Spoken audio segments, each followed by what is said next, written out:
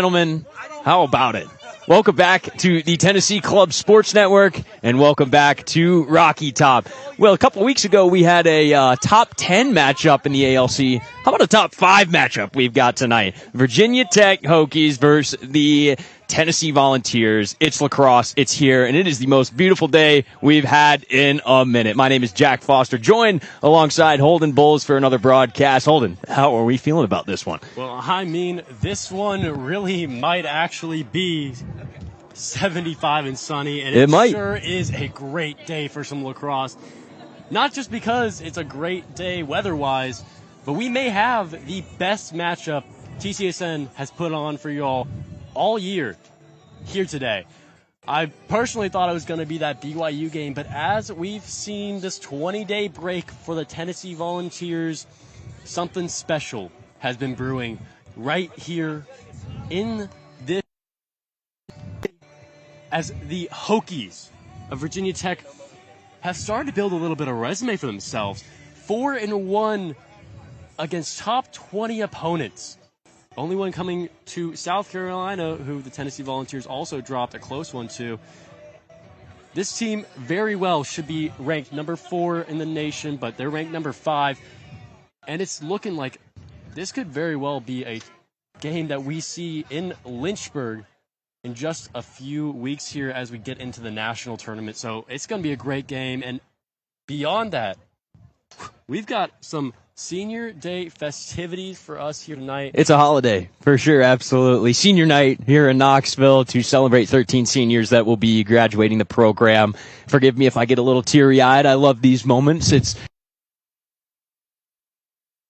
hours earlier on. So we're going to be presenting that to you guys when it gets started here in just a moment. We've also got some fantastic sideline interviews for you. We've got, of course, Kavita and Kenzie in the house. You'll be hearing from them later on in the broadcast. And then Holden, they've also been working on some stuff behind the scenes. They went to a practice on Wednesday. We'll be seeing some of that content as well. We're very excited to get that to you guys. But it looks like we are getting set up for Senior Day. So excited to be able to bring this to you guys. Again, this is the Tennessee Club Sports Network, student-ran organization here at Tennessee. It's unlike any other in the country, providing opportunities to students like no other. But we are super excited for this one. Looks like parents are rocking with the smoky gray uniforms for Senior Day. Yeah, definitely a great choice from them. Great choice. Absolutely. I mean, like you said, it's certainly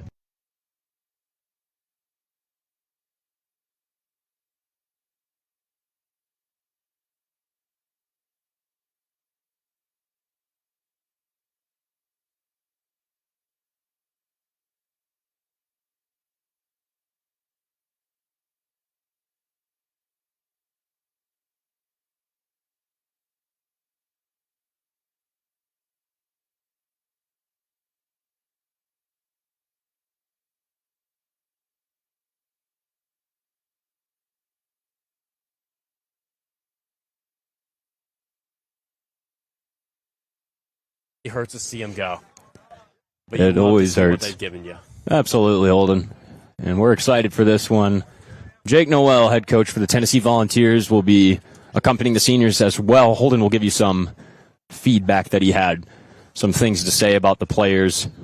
He has been an outstanding leader and mentor and had a lot of good things to say about these seniors. 13.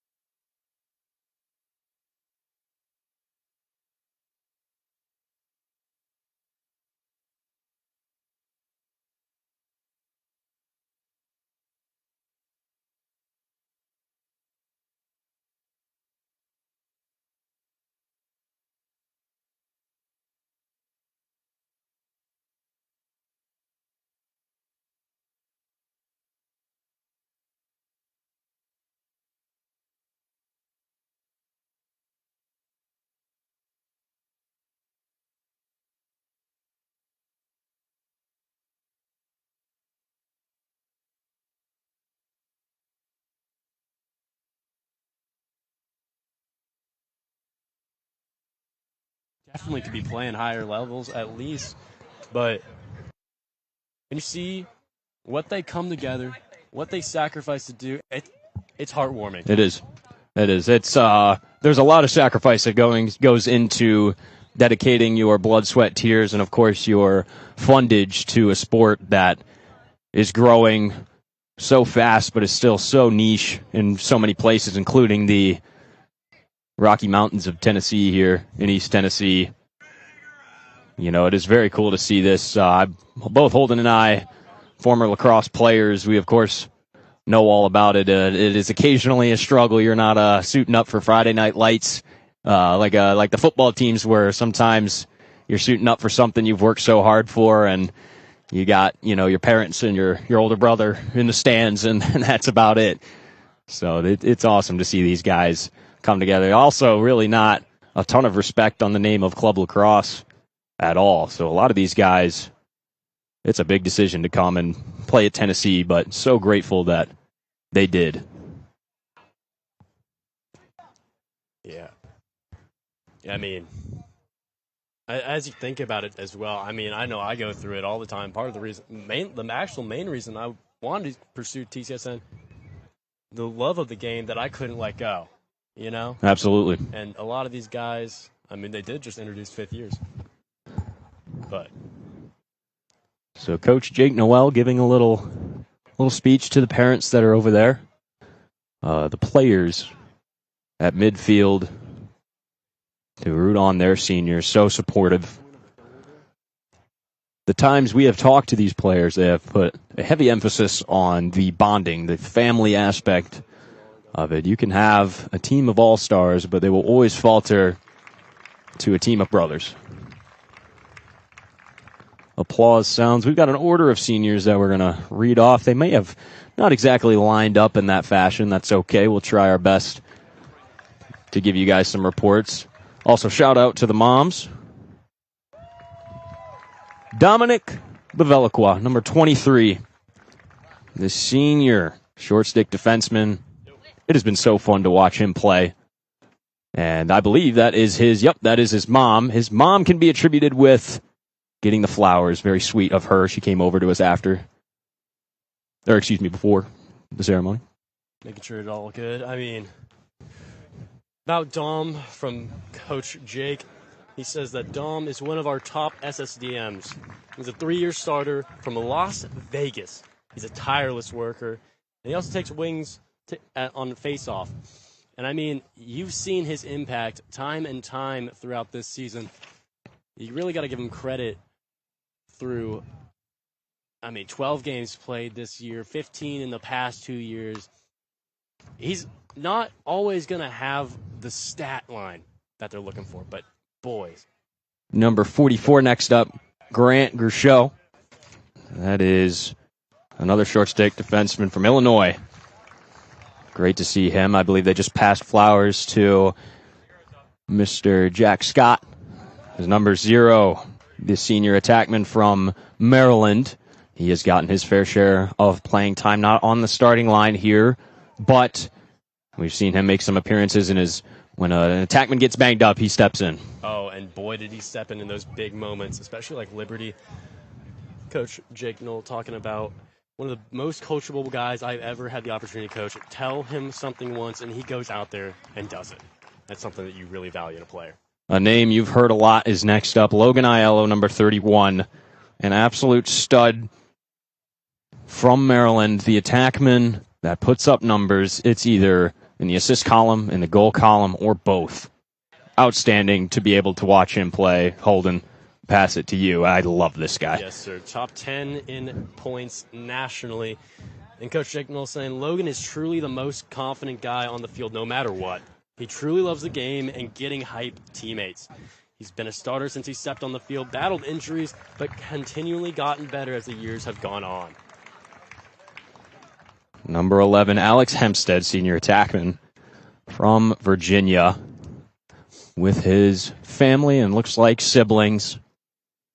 Similar situation to Scott, not on the starting line, but of course making his impact every time he steps on the field.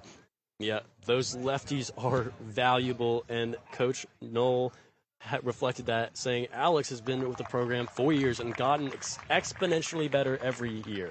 Big lefty with one of the hardest shots on the team. Tristan Merritt.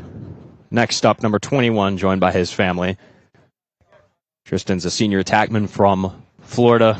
Again, just on that backup line, but so valuable to have that depth. You never know what's going to happen to your starting attackman. These guys have been outstanding. And that's reflected again really well in what Coach Knoll had to say, saying Tristan is a do-it-all type of guy. He'll do whatever he can for the benefit of the team and embraces every role he's been put in. I mean, that's exactly what you need in any guy. Amen. Riggs Johnson, number 19.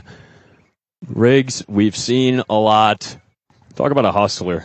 Absolute pit bull, absolute dog. It has been great to watch him as he is joined by his mother and father taking the pictures out on the field. Sad to see him go. You love to have a heart guy like this on your team. You sure do. And honestly, Coach Knoll saying that Riggs is looking to get better as he asks for feedback. If he stays as hungry as he is for lacrosse knowledge in his professional life, he'll be highly successful. That coachability, that desire to be better, something that has truly fueled growth, not just for himself, but for this program, like we're saying. Number 20, Noah Rogers, a senior face-off specialist from Arizona. You don't see a lot of Arizona lacrosse players, but here we are. He's been behind Max DeMella this season, who, of course, is an outstanding face-off man, but needs a breather every once in a while. Noah Rogers providing that relief, a crucial part of this team. Yeah, and Noah getting the shout-out. He's a team guy that will do whatever he can do to help his teammates, make great content in media design, and will have a huge future in sports media if he keeps the attitude he brings to practice every day. And I mean, honestly, shout out at @vol_lacrosse on Instagram. It's a beautiful page, one of the best looking pages in the nation. And I believe that's to his credit. So shout out Noah Rogers.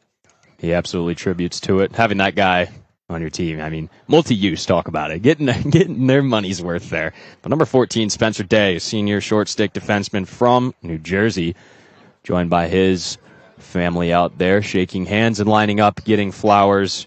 Spencer Day, very, very prevalent player. Yeah, with, as Logan Aiello calls him, Spenny is the definition of hustle. He gets after it every day and is a huge boost to the team morale and energy when he gets physical. And that, I mean, we saw that in the first game. He came out there swinging and set the tone, not just for that first game against Purdue, but honestly for all season long.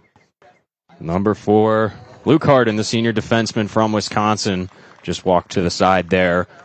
That is one that hurts to see him go. He is an outstanding heart piece for that defense. I believe that's what Coach said, Holden. Yeah, I mean, they're big on him. They're big. They've got a big chunk of that defense leaving this year, and it hurts to see. But we've got our man, number, what was that? 16, Luke Schillick. 16.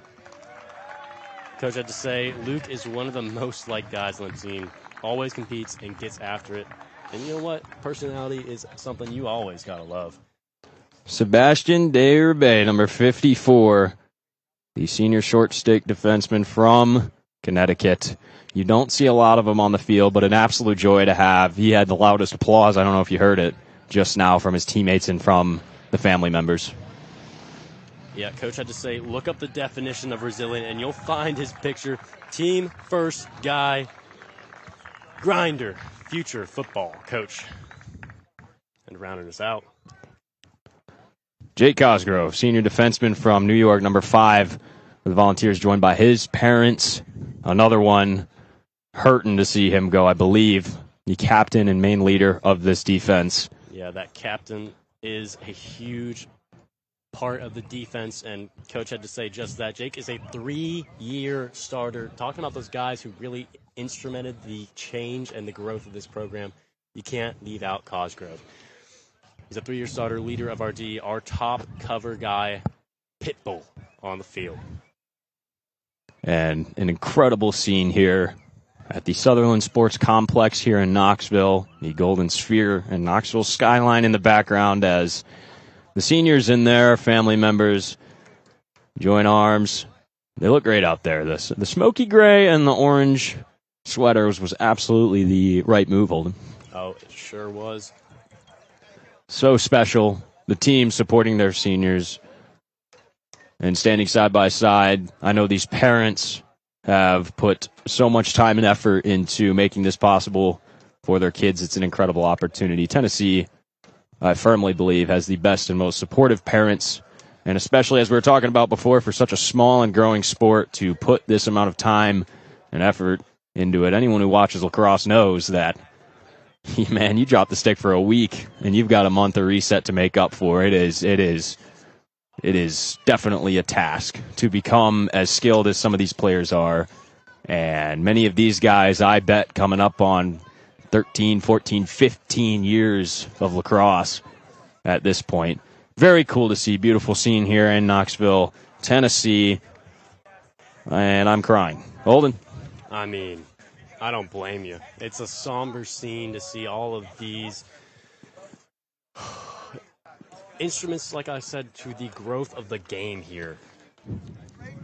Honestly, you wish they would take advantage of that the fifth year that the MCLA just implemented, especially those guys you see big points getting out of, but you can't dwell on the loss. You have to thank them for what they've contributed to the team, and you also can't let them go yet. As you have to turn from this somber and pensive tone into a little bit of a vengefulness. You're coming off a 20-day break. You had spring break. You had time to sit back, relax, rest. And now you've got to come out here, face the number 5 team in the nation. They're kicking every team they see, and they don't let up. You're in for a big one here tonight, folks, and you've got to be able to flip a switch like that. And if there's any team who can rise to that challenge, it's the Tennessee Volunteers. Looking forward as we take on the Virginia Tech Hokies coming from, I believe, Blacksburg? Blacksburg, Virginia. Yes. Virginia. Their road trip. They showed up in their, what is that, Abbott charter bus. Very fancy, very nice. I wish I had charter buses in high school. But me too. Yeah, what are you going to do? Yeah, I mean, all we did, at least on soccer, we had a party bus with a pole in the back for one of our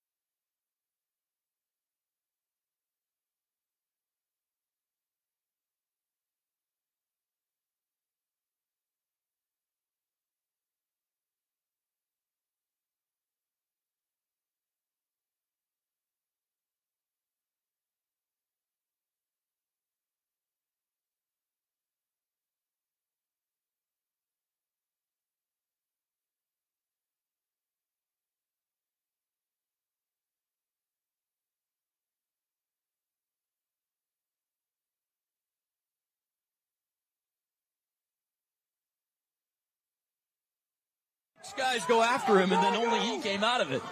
An amazing pass to Aiello, and they score! Are you kidding me? He's going to show some appreciation to the assist. Look at him go.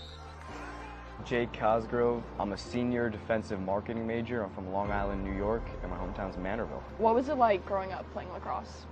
It was competitive being in New York. I would say New York, Maryland, Virginia are like the three states that lacrosse is the biggest. So it was competitive, a lot of lacrosse, a lot of weekends that we had to sacrifice, a lot of high school games. It was a lot of fun though, and something that I really do miss. Who in your life do you look up to the most or seek advice from first? I would say both my mom and my dad.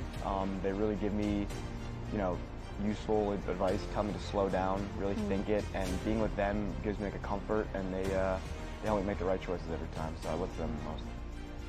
As one of the star players on the team and in the nation for that matter, how do you handle the outside noise and pressures that college athletics brings? Yeah, I would say just you stay within your circle. I think our team, especially this year, we really believe. We know we have the group that can go out there and do it and go all the way to the championship, and I really believe that we will. And just blocking out that outside noise and believing in each other. What are you going to miss most about club lacrosse at University of Tennessee? The guys. I think the guys. I think, a lot of it's lacrosse, but I think after, go to the lacrosse house, hang out a little bit, the bus rides back, I'm really going to miss that. Just a really good group of guys, and I'm really happy that I made the transition here, and I don't regret it at all. If you could turn back the time or reset the shot clock, as they say in lacrosse, what is one piece of advice you would give your freshman year self? Take the time and really enjoy it. Slow down. Don't overthink a lot of things. I think a lot of people overthink the littlest things in life, but slow down. It's only 4 years and it goes really quick. So go out, have fun, try different things, and do you.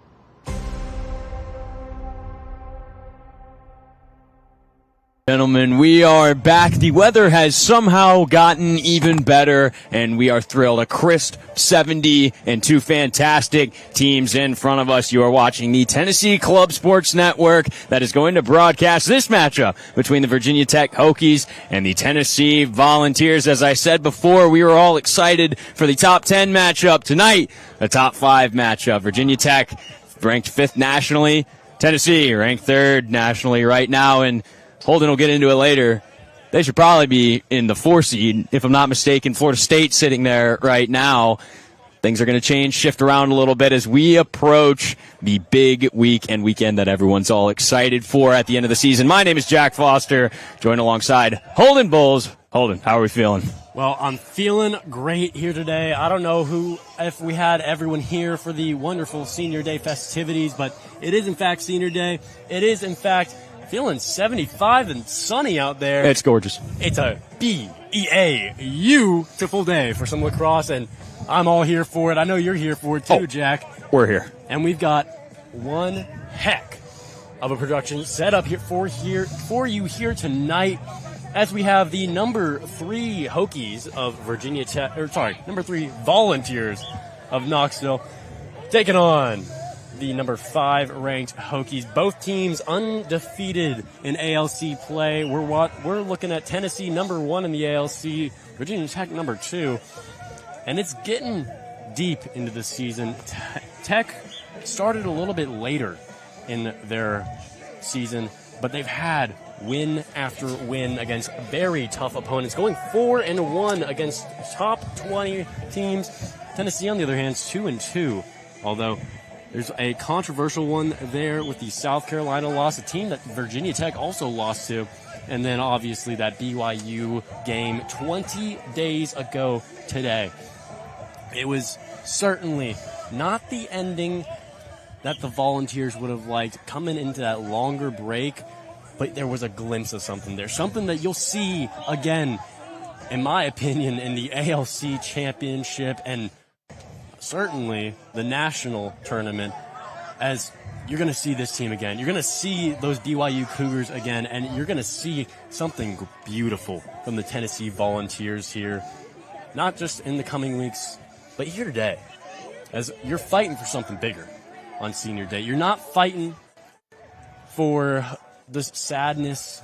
You're fighting for the memory. You're fighting to carry on that tradition that these seniors have worked so hard to build in their 4 years here. Hopefully, you'd love to see some of them come back for a 5th with that new rule. That would be nice, wouldn't it? Yeah. But you can't expect it out of all of them. So you're fighting to leave a good taste in your mouth as you send these seniors off with a farewell game. Jack, I mean, you've been doing this longer than me. What have you seen out of these seniors in being such great leaders in building this program the past few years? I mean, you said it. That's exactly what they are. They're all leaders, regardless of whether they're wearing a letter or not. Every single one of these guys is involved. We see right here, obviously set up right behind the sideline. They're very supportive of their teammates when they're not playing. And then, of course, when they are My goodness, the support. We saw it last week. I believe it was Cosgrove to Aiello. An insane pass the whole length of the field. Aiello capitalizes and just sprints up the field to go and show some love for the deep hole. That is the kind of family and brotherhood that Tennessee has built, and it is awesome to see. So Holden nailed it. An absolutely fantastic production lined up for you guys. We've got some great content as well. And then, of course, an absolutely fantastic lineup. But it sounds like we are ready for a sideline hit, and I believe we screwed up the last one. This one should be Miss Kavita, and we're going to send it. Sorry, we messed it up again. It's Kenzie. It's Kenzie again. See, people are lying to me. There's propaganda out there, and I don't want you to listen to it, all right? We've got a sideline hit. And AI's getting crazy. Let's send it over to Kenzie. Kenzie, what do you have for us? Yeah, guys, I had the privilege to sit down and talk with senior attackman Logan Aiello earlier this week, and he just painted a picture of his childhood growing up playing lacrosse, his career highs and lows, and how it informed him into the person he is today and as well as the player he is today. And from growing up and being born with a stick in his hand to here now on this field as a senior volunteer with a stick in his hand. Aiello on the far side, danger, and they score! 9 seconds left on the clock, and Aiello is cementing his name into the history books for this Tennessee program. Yep, make it a 30. My name is Logan Aiello. I'm a senior attackman. I'm from Annapolis, Maryland. I'm a finance major. I've been playing lacrosse since I was 3 years old. Being from Maryland, it's kind of like, if you don't play lacrosse, what are you doing? So I was kind of born with a stick in my hand and just grew up playing at a really young age, was always playing with older kids, and I think that's what kind of toughened me up a bit, and never stopped playing it or loving it since. Chance out front, scores! Logan Aiello with his 4th on the night. And speaking of 4, the Tennessee's 4-goal lead is restored by number 31. Who in your life do you look up to the most, or who do you seek advice from first? I've always looked up to, athletes and stuff growing up. There's always role models, but definitely my mom. I mean, my mom's my best friend. She's my biggest supporter, sometimes my biggest hater too, but she just likes to keep me humble, and I love her more than anything, and she always does what's in my best interest. And I mean, I can't remember the last time she missed one of my games. She's come to every game since I was a little kid, and I always come to her when I need help. Other people I look up to are just my older brother, my dad, our head coach, Coach Jake. I seek out advice to him. Our defensive coordinator, Tim McGeaney, as well. I've gone to them and when times have got tough, and they've really helped me. Tennessee is on fire, Logan Aiello. Oh my goodness, but what else? What are you going to miss the most about club lacrosse at the University of Tennessee? Probably just hanging out with my boys, after the game, before the games, if we have away trips, whatever it may be. It's just a good group of guys who like to hang out, like to have fun, but I'm also going to miss playing with them. You build a connection and chemistry on the field. Shot on, score! Just what they needed, Logan Aiello. If you could turn back time or reset the shot clock as in lacrosse, what is one piece of advice you would give your freshman yourself or someone younger on the team now? It's kind of cliche to say, but everyone says, take advantage of college. It goes pretty quickly, and somebody told me that my freshman year, and I was like, oh no, I'll be fine. And now that I'm looking back at it, it's like, wow, I can't believe it's already been 4 years. And just take every moment you can, do every new thing you can, meet new people, try new things, whatever it may be, and just really enjoy your life.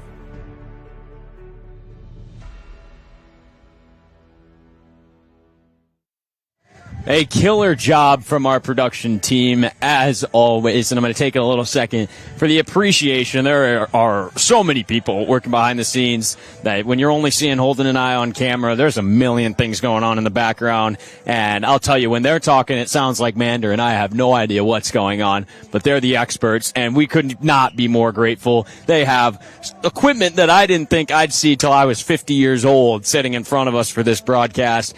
They run it perfectly. It is so much fun to be here. So huge shout out to our production team. And thank you, Kenzie, for that incredible story. Logan Aiello actually lives above me in the Ren 2 apartments. And, Logan, if your family's watching this or if you watch it later, my balcony's open, dude. We gotta hang out. Yeah, you got to get him down there because, I mean, why would you not want to be in the presence of some greatness? Dude. We've seen it all year. We still see it now. Aiello's been on a 20-day break. It's essentially 3 weeks since we played last. Surely he's got to have dropped it out of those rankings of the top 10, you think? Maybe at least top 5. Top 5 easily. Goal scorers or point scorers, but nope. I believe he's still at least number 5 or 3. 5. I think he's 5. After 20 He didn't move. days of not playing, he's still top 5 in the nation for points scored. That tells you how much of a dog he is. You don't got to be the fastest. You don't have to be the strongest, but you got to have the grit. And that's something that this senior has brought to this team year in and year out as we get ready for these Tennessee Volunteers, bringing it in with these guys on their home turf one last time before they kick off or set off this great match to come. It's a big one. This is, in essence, as of right now, the only kind of loose factor there being Clemson. But right now, this is the fight for the king of the ALC. And oh man, I'm pumped up. And this is actually really cool to see. The Tennessee players are going to bow their heads. A lot of these guys doing it for the last time here at the Sutherland Sports Complex. It's the recreational area for the University of Tennessee. This is an outstanding scene and is precisely what sports are all about. And Holden, I just looked past the players and saw that sideline is packed to the gills. Yeah, I thought we saw it at its fullest back a few weeks ago with that BYU game, but I can't really say that anymore.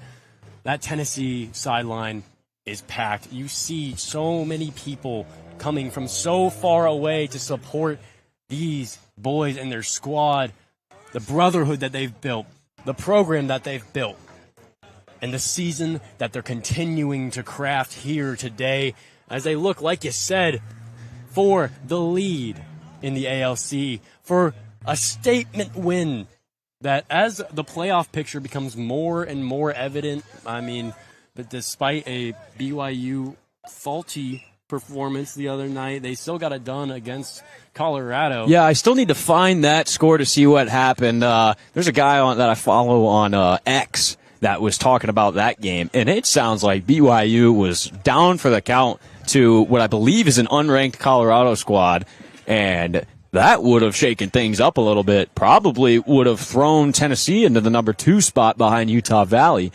Wow. That almost got dirty, but it sounds like they came back. I saw that on the way in here, so I didn't get quite around to the film.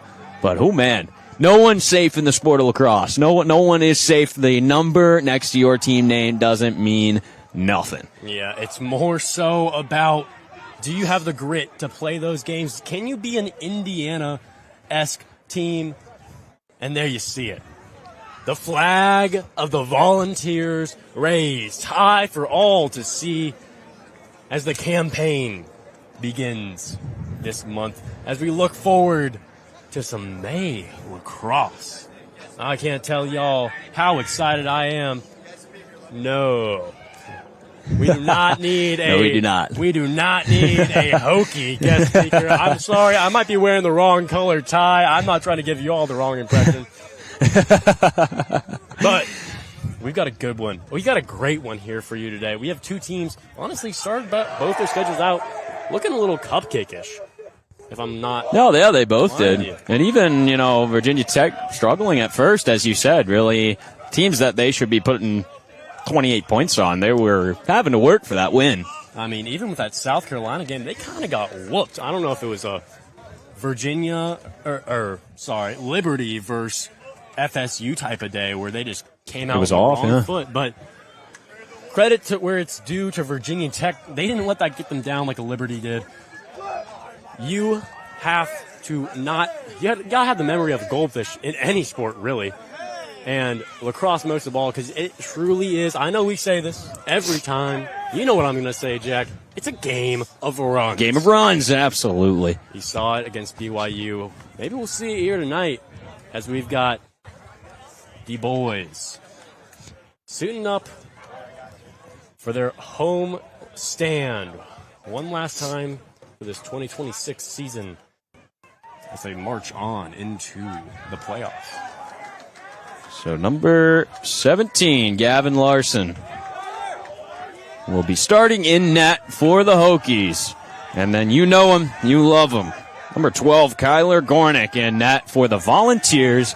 Ladies and gentlemen, we are set for an ALC Top 5 matchup at the Sutherland Sports Complex in Knoxville. And here we go. Max DeMella, dominant all season, losing that one behind. Still a scrum for it. Ball's up. And Wayman comes up with it in the corner. The ground ball work from these attackmen is something that I want to note heavily. Yeah, they are hustlers. Joined alongside the absolute animals that are on the wing for that face-off. Max DeMella leading the team in ground balls as he should. And these attackmen, it's dangerous as Salazar dodges from up top. He goes behind. We'll switch it over to Wayman. We'll hit the far side with Guys. And a horrible intercepted pass. Guys threw it away. A fast break for Virginia Tech. Moving in, they go to the top left. Tries to face dodge, but a great play by Cosgrove to knock that one loose. The Hokies came up with it and will settle there. A costly mistake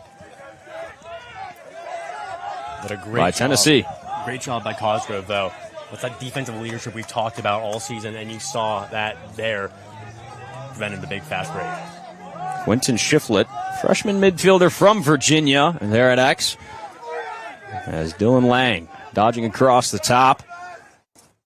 Virginia Tech's offense has definitely been awoken throughout the season. As we said before, not a lot of high-scoring games. As there's a slide chance from up top, shot, and it's wide. It was Austin Ashley, a graduate student. Lots of Virginia natives on this Virginia Tech team. Not much can be said similarly for the Volunteers. A lot of guys from out of town. Fenton on Blybaum. There at X. Little shifty move. Backhanded chance and popcorn from Gornick. He's already warmed up. You're not going to get away with that one. Yeah, Gornick boasting a 58% save percentage, 5 more than the Virginia Tech goalie, with Gavin Larson only boasting. And here comes Gornick. Gornick moving in. He's got a lane looking for someone. Dumps it behind the back. Probably not the smartest play, and the Hokies come up with it again. Tennessee sloppy on their end of the ball. Yeah, it's surprising not to see Virginia Tech push that harder with no goalie in the net. Nobody actually in the net for a hot second there. Dodge from up top is Austin Ashley. He'll go behind. And to Blybaum. And up top, no one's on his man. Takes a shot from outside. A great foot save by Gornick. And here comes Tennessee. Trying to move it in. Man, Tennessee unable to get anything started in their own zone. An immediate turnover. And we have it in our game notes. And I know Holden wanted to talk about it earlier on. This Hokie team is so aggressive on the ride, and as well as getting the ball out of their zone in the clear. They will run teams into the ground, as there's a wild pass, and that one will fly out of bounds. Tennessee ball. Yeah, Tennessee struggled on that series they had with Liberty, Auburn, and BYU, really focusing on the clear, and it really hurt them. But if you can't get that together here today, Virginia Tech's going to make you pay for it. They will chew you up, spit you out. Burke is up top with Salazar. Guys on the crease. And Burke will take it down the wing. Goes behind Aiello. Aiello, so dominant this year. Makes a great move, but gets his pocket picked there at the end with a trail check, and the Hokies come up with it again. Sloppy lacrosse so far. Hokies have numbers. They've got a chance here on the inside, but they will bail on it. Shiflett, we'll have a whistle here, and a Hokies timeout. So all over the place here to start us off. 11:18 left in the first quarter. No one really able to get anything established, Holden. I mean, you're right. Indeed. I mean, 100%. No one's really been able to put themselves on the map here. I do got to say, though, the boys in orange are looking a little sluggish. I mean, you never want to see it out of your guys, but sometimes you can really use a tune-up game after that spring break. Having a little bit too much fun.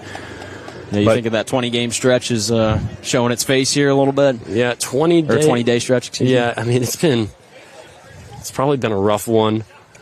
But you do just have to get back to fundamentals. It's not...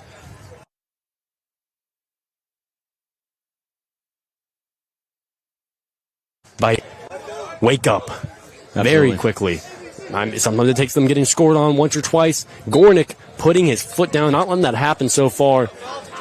But if you can't get it going soon, the Hokies are going to make you pay. They don't want to wind up in the same situation. They did themselves into a hole so deep. Regardless of the momentum you build up, you can't get out of it. As they lost that game 12-10 after going on an incredible run late in the fourth, or really for the majority of the fourth. Freshmen, sophomores, juniors, and seniors all getting their names in the scoring column as the Hokies will start with the ball here. Emmett Kelly's out there. He'll take a dodge down the wing. Gets a step but bails on it. Probably the smart move, and another slot pass. Man, did both these teams just get off vacation? Yeah, I've got myself checking my notes. I mean, they just played Liberty just a few weeks ago. I mean, was that not this season or something? And another turnover at midfield. I'll tell you, Tennessee is looking to be on trend with something they've traditionally done. The clear, as Holden mentioned earlier, is so vital in this game, and the Volunteers struggle with it. Long passes hard to put together as the Hokies are able to get that one down. 60 seconds on the shot clock, 10:30 left in the first. Hokies with a chance to get on the board first. Fly bomb goes up top. McCauley got checked. Boys were hyped about that one. He'll go behind. Shiflett loses his footing.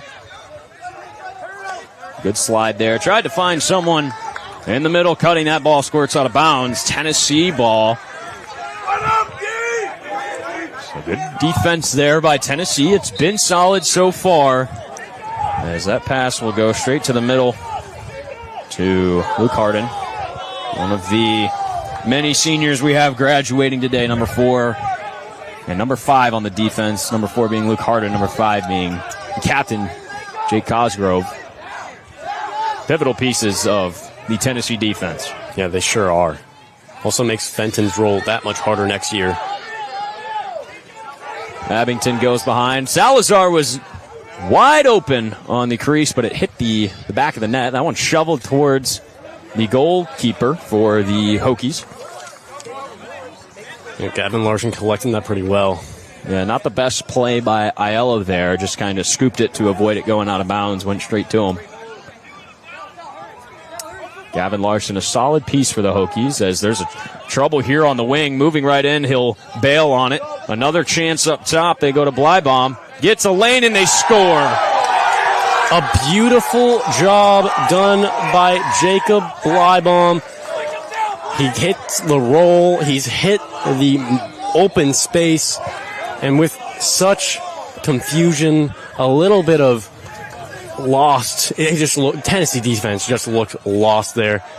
After that big slide, you see, well, we had a huge slide come over, but that spin move really got him wide open. Didn't give Harden enough time to get on his man, get your hand in your stick in the hands, and it made the Tennessee Volunteers pay badly for it. Starting down 1-0. Procedure called on the Hokies. Tennessee takes over. They got him for a hold. It was a strange call, I will say. Nonetheless, Tennessee has a chance to tie this one up. Here, they, like I said, can't get in the same situation as they did against BYU. It just can't happen. Keenan is out there with, of course, Wayman going to Schroll. And over to Keenan. Keenan down the alley. Wound up like he was going to shoot Bales on it. He's got Aiello at X. 42 seconds on the shot clock. Fine, Guys. Guys is up top. You know him, you love him. Takes a shot just wide. Heads up over there, no netting. Guys was shooting wild in the beginning of that BYU game as well. It took him 3 quarters to dial it in. I believe he scored 2 in that game. Keenan over to Burke. Burke will take a dodge down the alley. Over to Aiello. Aiello goes to Wayman. Wayman up top to Schroll. Schroll will take a dodge. Screen blown up. There it was Guys. Great defense here by the Hokies. 40 seconds on the shot clock. Tennessee, no need to panic. Aiello over the top. He's got some space. Finds someone up front. Unable to connect with Guys. They want to say it's tipped. And they're going to give it to the Hokies. A bad break. It was pure chaos in there. Refs had to talk it over. Yeah, not a great call in my opinion. I thought it bounced off the goal, but it's going to give the Virginia Tech Hokies a clear opportunity here. And we have seen sparks of hope for the Volunteers on the ride throughout the season. The infamous ow as the attackman takes a slide.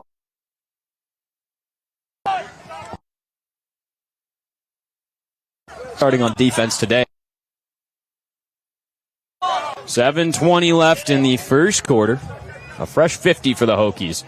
Great move on the wing. Moving right in, just shoots wide. It was Tanner Snow. Tanner also a senior. A lot of upperclassmen on both these squads. Glide bomb in the corner. Goes up. Lang moving in. Has a chance. Unable. He took his eye off the ball, but he makes a spin move. Shot, and it's off the post and headed towards us. And a great hustle play by Luke Harden. Yeah, certainly a lucky break for the Volunteers there. The slide package just isn't there. And a turnover on the clear. It's automatic at Holden. It's killing me. Yeah, didn't even get a chance to look up from the notes. It's already back into Virginia Tech's possession. The Hokies. Austin Ashley will move down to Tanner Snow. Coming in to join the squad is Alexander Ashley, but up top now is Dylan Lang. Up top, one more. Ashley loses track of that one. And Cosgrove will chase it down. 6:15 left, first quarter. Huge pass to Fenton, and my goodness, Holden, if you couldn't predict it, another turnover at midfield. And that will be a trip call easy. Fenton getting the short end of that one. An obvious and easy call to make. Tennessee will be a man down, assuming the Hokies do not score here.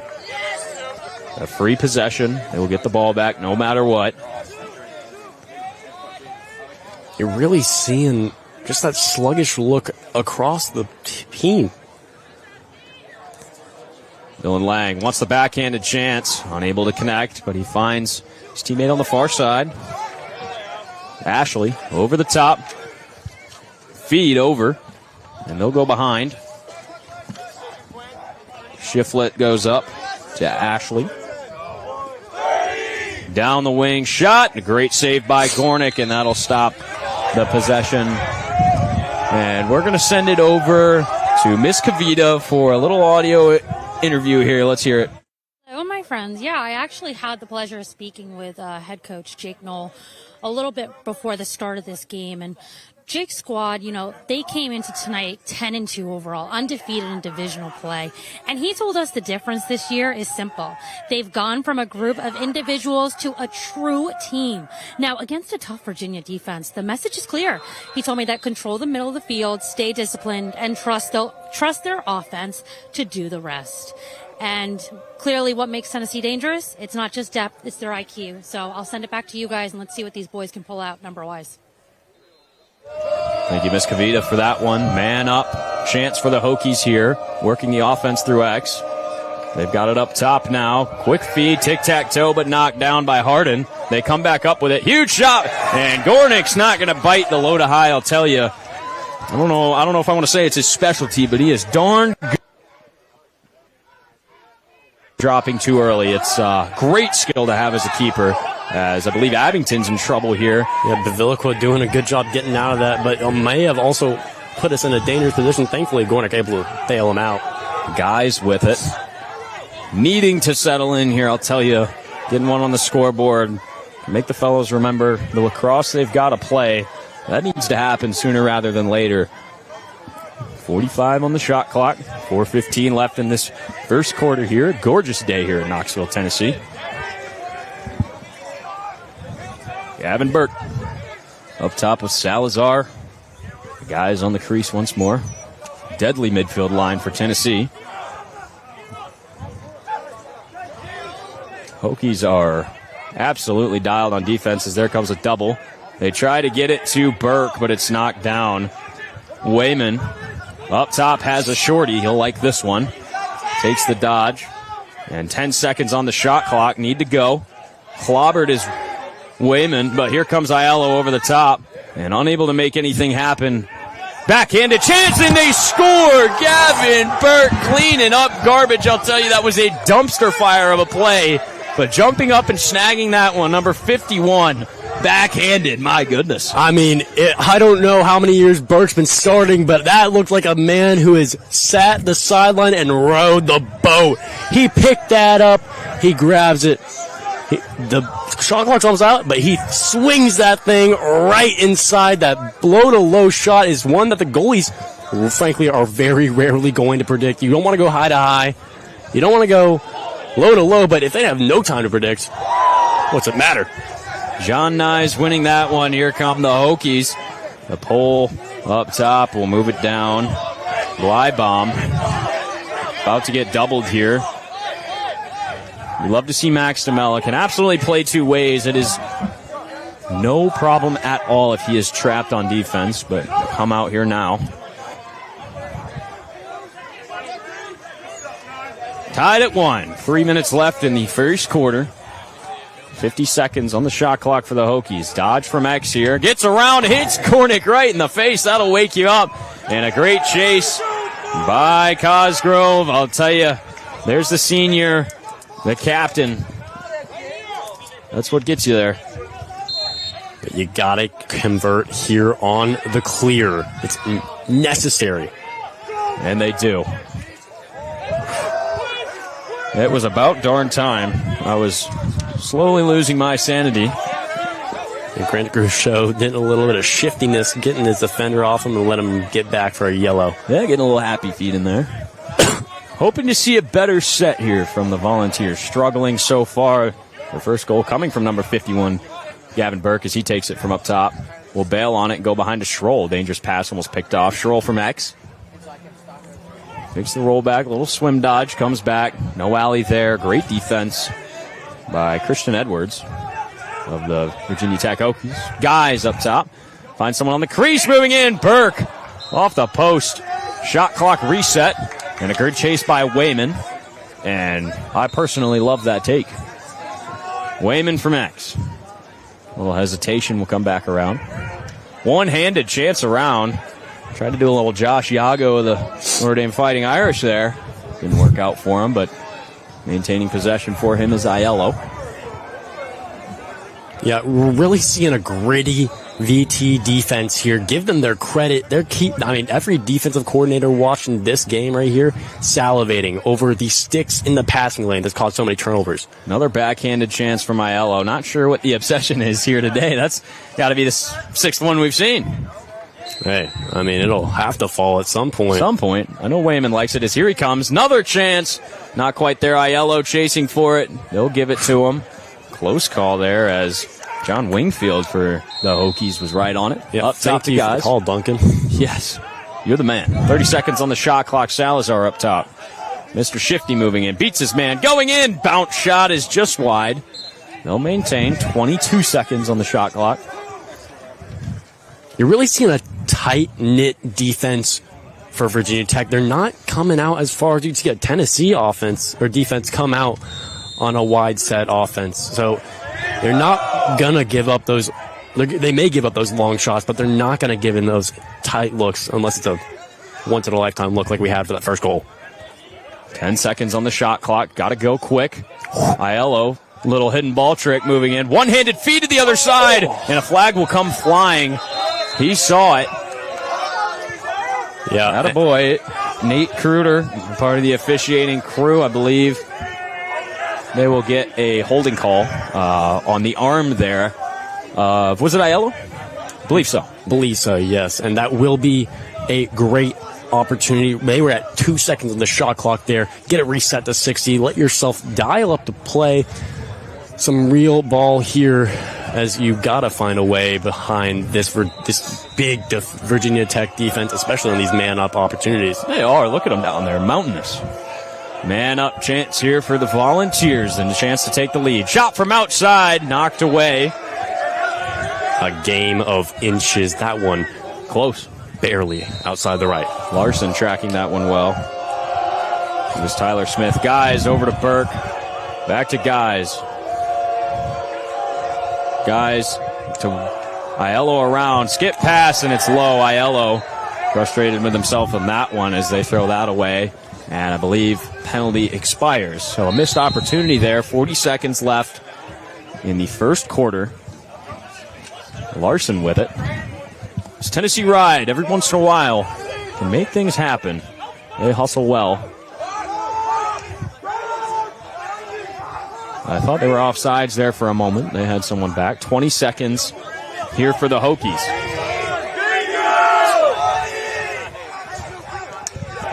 Huge check there on Shiflett. But they come back up with it. Good ground ball by Blybaum. 10 seconds here.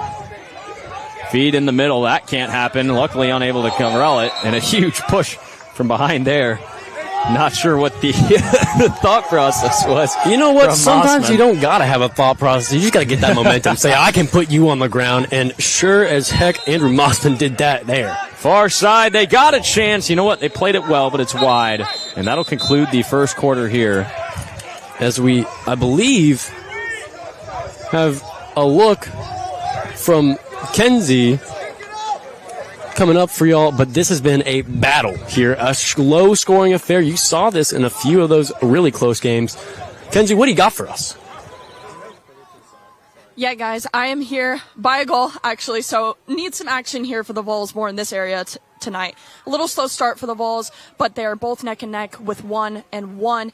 Both teams are pretty closely matched as they both lost to South Carolina earlier this season. So it's been a tough battle. They need to go back to the fundamentals. As in the huddle before this, they were yelling and saying, we got this. We need to be able to know what we know, play our game, and continue after that and beat this team. If they can go back to the fundamentals, good defense, good offense, get the ball up, get good pressure, I think they'll be in good hands. Guys. Thank you very much. It is Kenzie. You. Yeah. Hitting all the things on the nail there, or the head of the nail. Really a lot of aspects that need to be cleaned up here. Both sides. It's the sloppy first quarter and low scoring. Tied at 1 is your score. Typically uncharacteristic from, at least in the last month or so, what we've seen from both squads.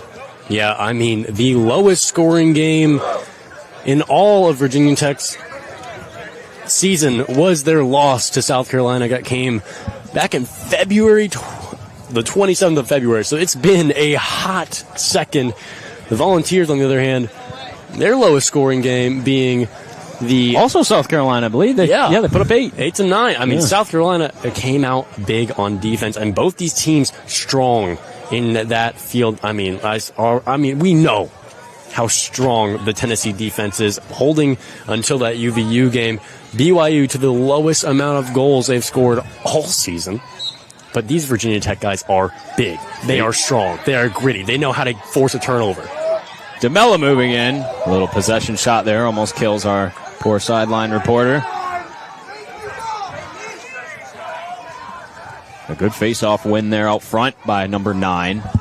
As I say, every stream and every broadcast, a fantastic asset to have, that number 9. A hustler a distributor. He can shoot. And most importantly, he can win a face-off. He was a huge part of that BYU run, Holden. I got to tell you, he was automatic at one point. Oh, he sure was. And that all came from momentum. Jansen, he sticks the corner, and Holden, I know what you're going to say. Thomas Guys! Look at him go. He was ready for that shot forever. Thomas Geis might have super hearing because he heard the word momentum. He said, let me give you a little one right here. Let's see that again. Set his feet, takes the crow step, and bang. There's nothing you can do. You know what I said earlier? You can't go high to high. It don't work. But guess what? You can sling that thing like Tommy Guys. Nothing's going to stop you, especially when you're that dual threat. You're looking left, right. You don't know where you're going.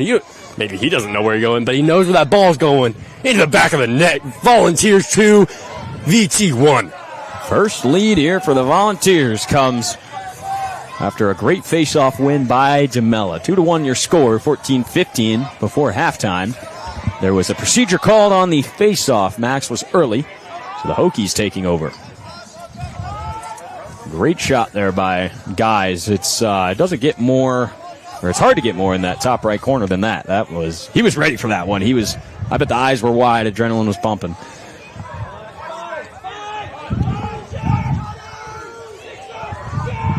Cutter there. Nothing comes out of it. A little chaos out up front. Ball's up. Gornick comes out to get it. No one in net, and they score. Gornick came out to try and make the play, but it was a little too far.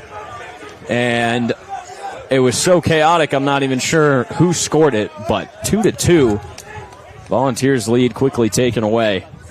Yeah, I mean, you love to see the passion, the aggression, and the work out of the goalie, but you can't give up easy goals like that.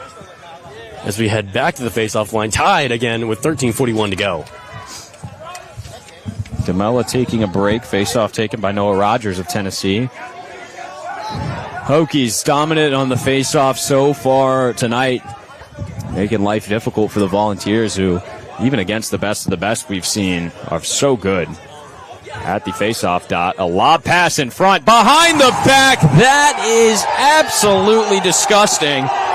Quinton Shiflett, the freshman, coming down. That's a great feed from X. Not sure what Tennessee was doing there, Holden. Oh, sorry if I'm coughing a little bit, but I think that was a little too sick for that. I mean, he didn't have to go like this, but he sends it BTB. You know what they say? If you're going to do it, make it flashy. And boy, did Shiflett, the freshman, maybe feeling a little bit Wayman-ish as he slings that thing straight to the back of the net. Another face-off won by VT. Volunteers in trouble here. Great trail check. If he can't get to it, he does. It was Blybomb. Tennessee needs to watch out here. That is a momentum shifter for sure. A lot of defense being played by the Volunteers here in this second quarter. Just under 13 to go before halftime. Hokies with 50 seconds on the shot clock. Ashley is up top, rolls back, takes another dodge. Great check there. That is an outstanding defensive play. The short stick defensemen on Tennessee are all absolute pit bulls. I love the analogy that Coach Noel uses. Pit bulls out there. That is a much needed turnover, but can they clear? The big question of the day. Gornick with it. He'd happily take a coast to coast, and they know it. There he goes. Still moving in. No one picking him up. He goes behind. Good, smart move. Wayman will push it. Aiello, step down, scores! We're tied up at 3. I mean, Gornick not even back across the midfield line. Aiello saying, we don't need that time. We're going to send it right back into the goal. Bring us back in this game, and don't go anywhere, folks. We've got 12:23 left, and let's see that again, please. Never mind. We're heading back to the face-off spot. But boy, was that a beautiful one. It got the kids going on the end line. I mean, got me going. Beautiful play. Hey, we got some chants coming over here behind the Hokies goaltender Larson. Big group of fellas over there. As the bodies go flying, we'll have a hold. Hokies will take over. Man, they're giving Tennessee all sorts of trouble on this face-off here.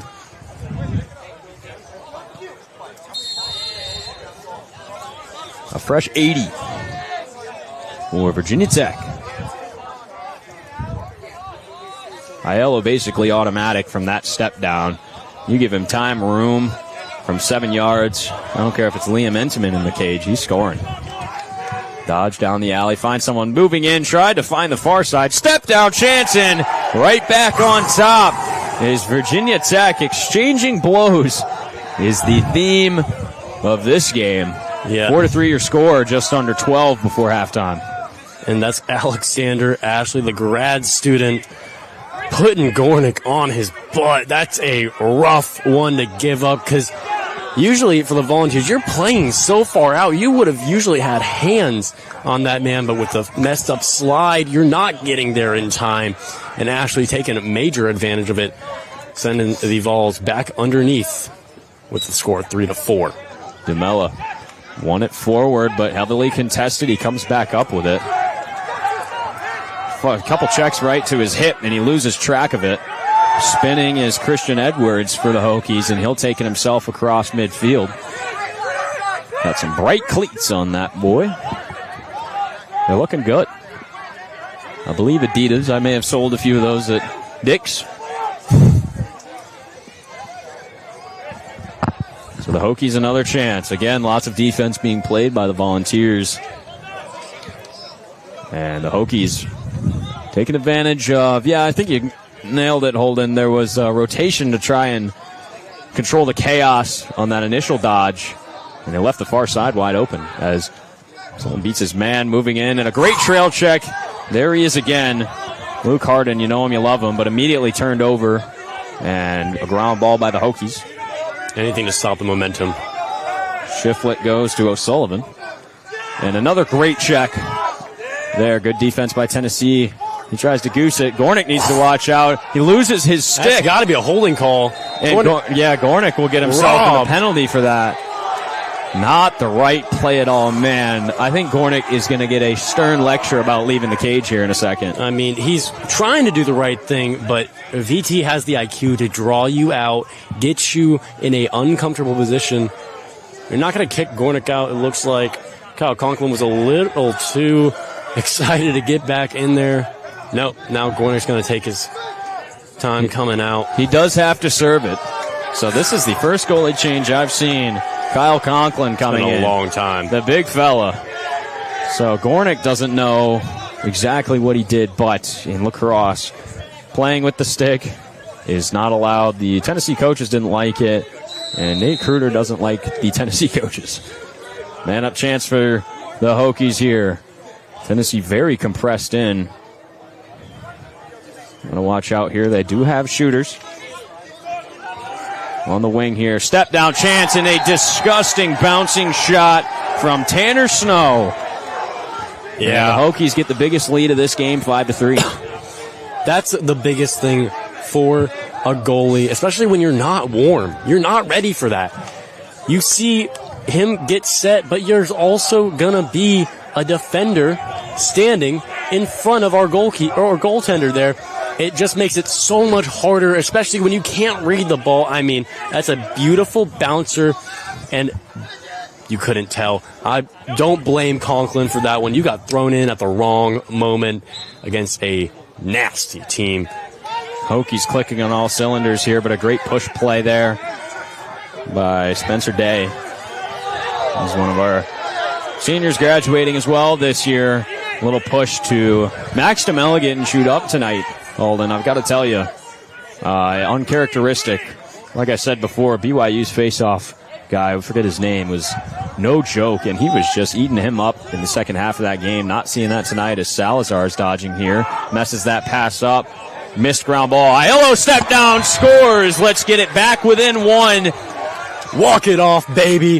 That is Aiello play at its finest. I think he might have woken up. Let's see if the rest of the offense can. I just wrote down that offensive play hasn't looked structured. They don't look like they're back, but guess who is? Guess who's ready to play? Aiello scooping the ground ball. I mean, he had head turned 180 degrees, and as soon as he has ground ball release, it's already winding up, and there's nothing you can do if you're the VT goalie because you've got Aiello rolling down on you. Yeah, that's great hands. He was ready for that one as Spencer Day gets another win here. Great work from number 14, Max. He's noticing is struggling on the face-off, so the wingman getting heavily involved here. So you've got 9:35 left before halftime. Aiello with it. Whoa, cross-field pass. Schroll somehow knocked that down with one hand. A great check by Christian Edwards. And a turnover, moving in, scores! We are tied up at 5. Brooke Wayman, are you kidding me? No, he is not. Affectionately called Meatball by the boys. He is chefing something up here tonight. I mean, that is it. You are using their own system against them. They heard the goalie call. They heard that, and Wayman jumped it. I hate to say it myself. I've done that as a throw. Attack. It hurts. That is a momentum play that's going to change this game. You listen to me here. And you're seeing it already as Max finally gets the better of that clamp and comes up with it. Double team's got to get out of it. He does. And they'll take it back to Fenton. We've got Burke wide open. That one's intercepted, but it's tipped. It'll stay with Tennessee. Good call. A fantastic call by the fella down there. The not so affectionate and loving Nate Kruder. But back to the Liberty game, I remember calling guys danger zone. Let's see him dial that up here today. Salazar from way up top makes a move. He's shifty. Gets by two, man. Gets a stick right to the neck. Glad the referee has a good seat over there to see it. No flag. Aiello breaks some ankles inside. It's knocked down, but Burke is there to pick that one up. 8:35 to go. Surprised Larson didn't get there. Looking a little bit caught on his heels. I think he's seeing Gornick running out of the cage, not working out too well for him. He said, you know what, I'm going to stay in here. He went right through the crease. Aiello tries. Move, goes up to guys, loses track of it. And Salazar will have to chase it down. He saves it. Needs some help up top. It was a little too much. And a turnover by the Volunteers. Good hustle, but not quite enough. Here come the Hokies. Yeah, Schroll doing a little bit too much man, not enough ball there. Just a little too much. That's a wild pass over to the corner. And met by Cosgrove. They've got Lightning here, numbers. They feed on the far side, but it was behind him and he had to bail on it. It was number 42 for Virginia Tech, which is Alexander Ashley. You got Alexander Ashley and Austin Ashley. One of what I believe is two pairs of brothers on this team. Moving right in. No, it slips by Gornick, and he's going to have nightmares about that one. He had it, but moving in was Austin Ashley, I believe, and he capitalizes on that one. Yeah, those AA battery brothers, they are making something nasty. One thing you've seen all game for the Tennessee Volunteers, they can't match step. They're not getting the right angle. They're letting him, I mean, I hate to call you out, Dom, on senior night, but you can't be giving that up as poorly as that went, because it's going to hurt us and it's going to continue. Absolutely. Heavily contested face-off here. Absolute battle at the dot. I love it. And let's send it over to Miss Kavita for an audio report. Miss Kavita, what do you have for us? Well, guys, something that I really wanted to touch on is something that we actually saw in practice this week. One thing that really stood out was that this senior group has been hungry. And not just saying it, they were singing it. I mean, they were bringing setting the tone every single day.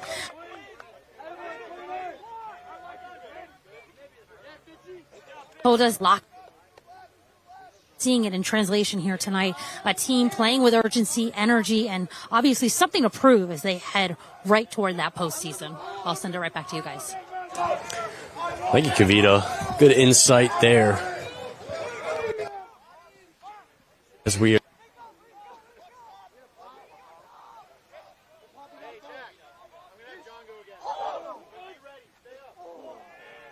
by Gornick again.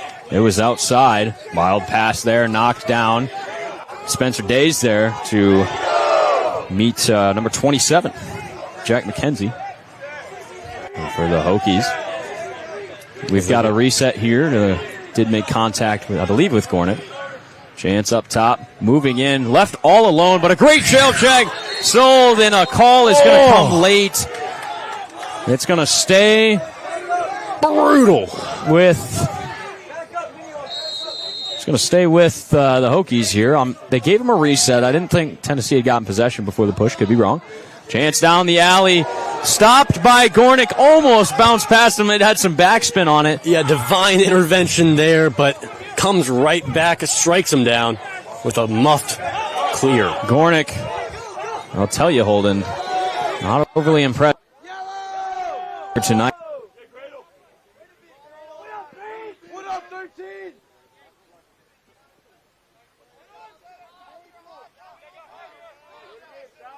Struggling between the pipes.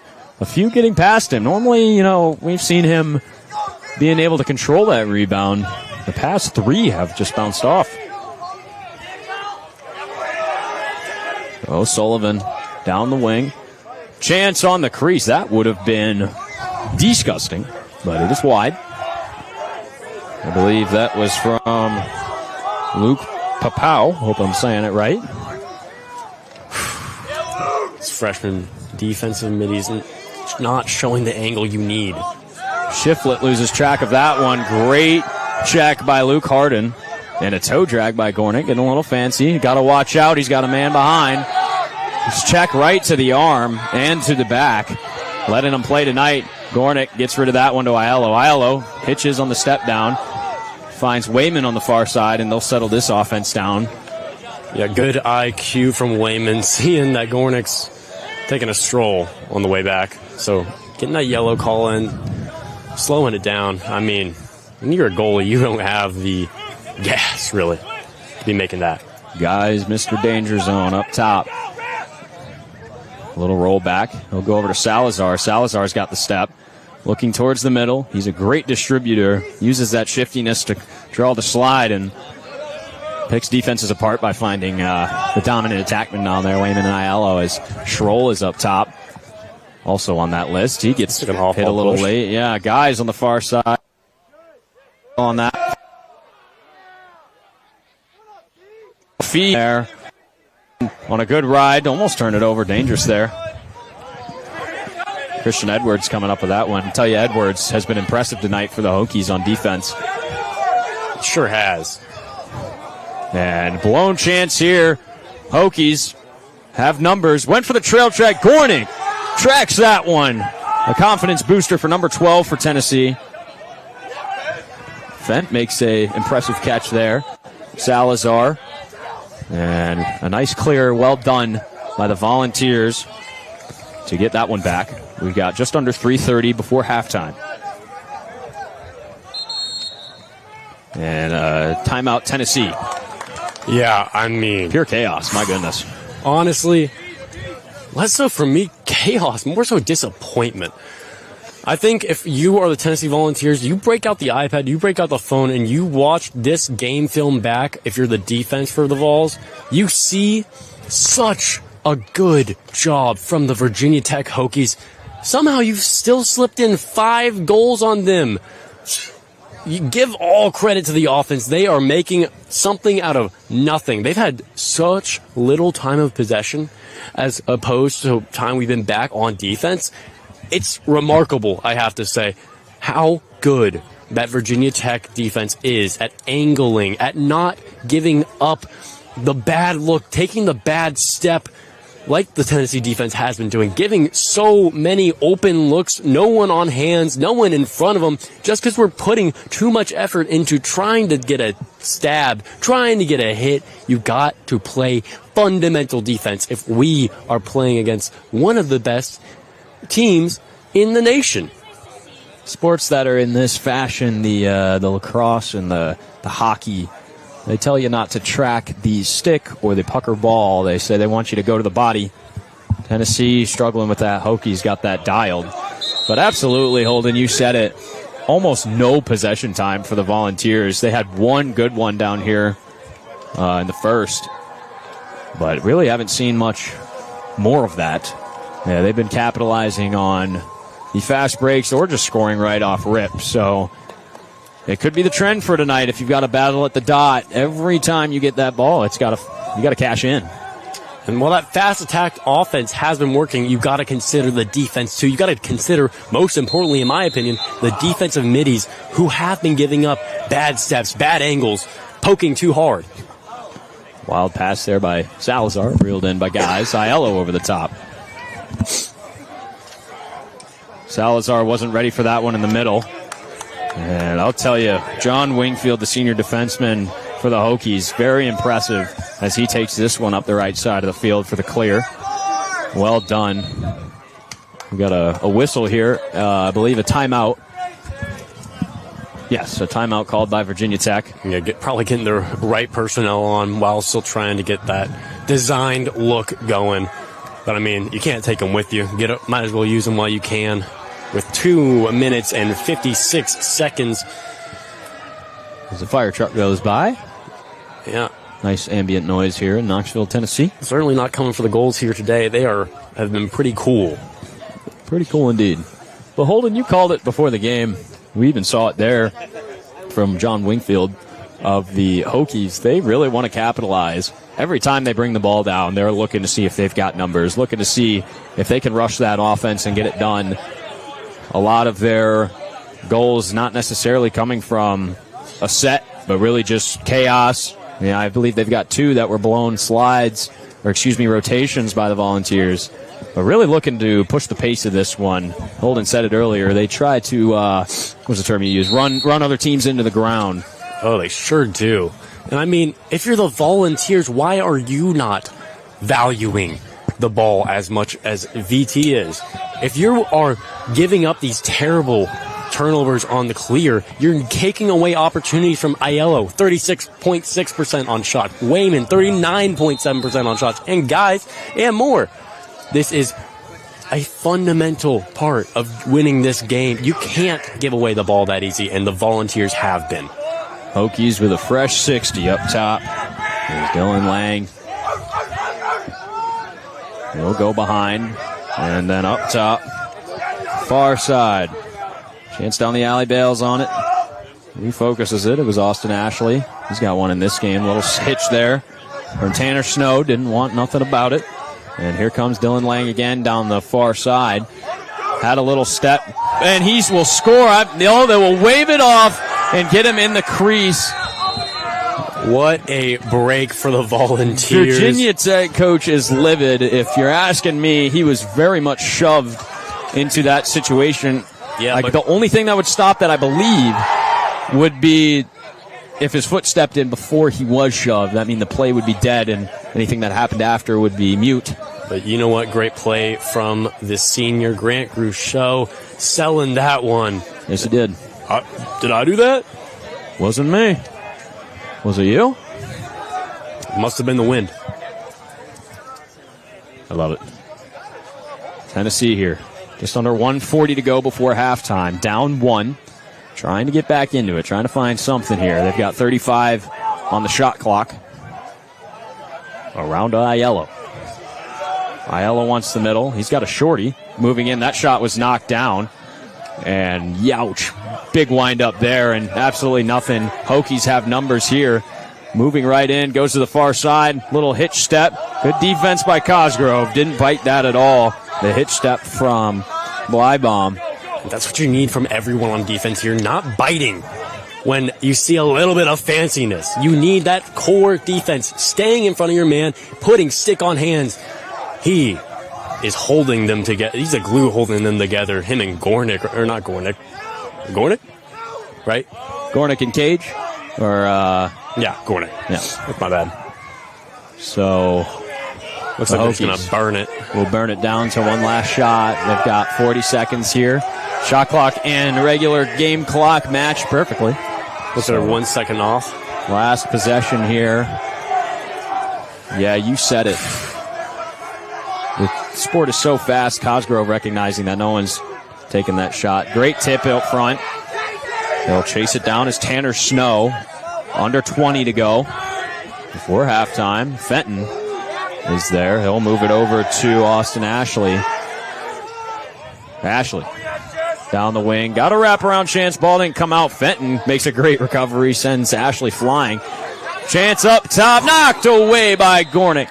And that'll do it. Take us to the half. I mean, it's been a brawl, but not the one we're used to seeing with the Tennessee Vols. It's not been the usual great clash of offenses. It hasn't been what you expect from two of the top 10 points leaders in the nation. No, it's been a battle on the defensive side of the ball. VT, I'd have to say, winning that one for sure. But Absolutely. The Tennessee offense, they're making something out of nothing, as I said earlier, keeping the Vols in this game 5-6. We've got a 10-minute break. Yeah, I mean, you said it. Virginia Tech looking a lot better, a lot smoother in that first half than Tennessee. But we've got a little sideline hit for you. This time, you're not going to believe it. It is Kavita. Absolutely. Miss Kavita, what do you have for us down there? So, oh my gosh, I'm having the best time. Look at my friends that I've already made. Do you want to say go Vols on 3? Ready? 1, 2, 3. Go Vols! Oh, that's awesome. I just wanted to come on here and talk to you a little bit about the interview and showcase that's going to be coming up next, right after me. It was so unbelievable getting to witness firsthand what practice is really like for these guys. I mean, it's crazy because, you know, we're kind of like our own version of spectators, right? So we have our own version of watching these guys play on actual game day. But what is it really like to watch these guys in their actual element, playing together, practicing together? I mean, they truly bled orange, and they sweat orange, and they cried orange. They were out here expressing how much brotherhood really meant to them, and you'll see that in the video. And more importantly, what you'll see is that true raw emotion of just how special these seniors mean to the rest of the team.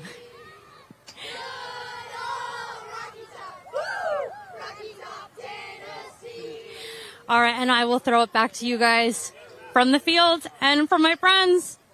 Hope you enjoy the video. All right, Coach Tim. So yes. A little message to the seniors on your behalf, if you want to share some words of wisdom, farewell, goodbye. Yep. No, absolutely. It's been a pleasure. This is my 3rd year, so I've been with the senior group for 3 out of their 4 years. It's a great group of guys. You know, they really, what I will say is I think they really changed the culture of this program. You know, the program was kind of moving along, and they just brought it up to another level.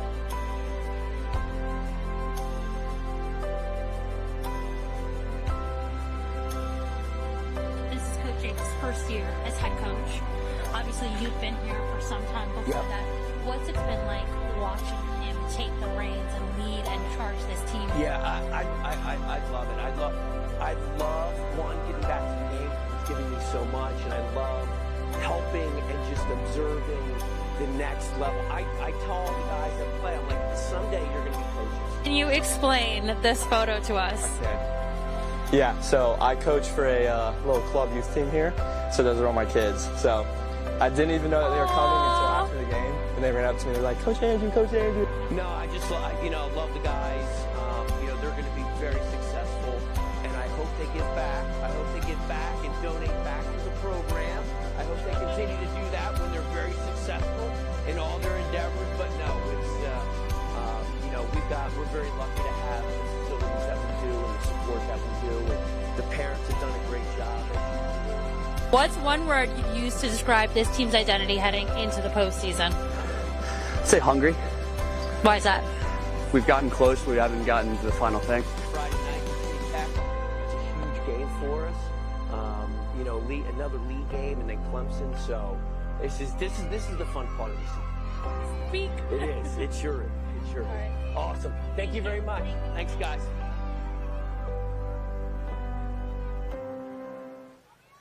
An outstanding video there for the seniors. I really liked what Kavita had to say there at the end. They're crying orange, they're bleeding orange, they're sweating orange. The fellas are a family. Thank you very much for that. Our sideline reporters have done outstanding. But we're going to send it down to Miss Kenzie. She's got a few special guests down there on the field. What's going on? I'm being trampled by Boles fans here. Guys, what's your team name?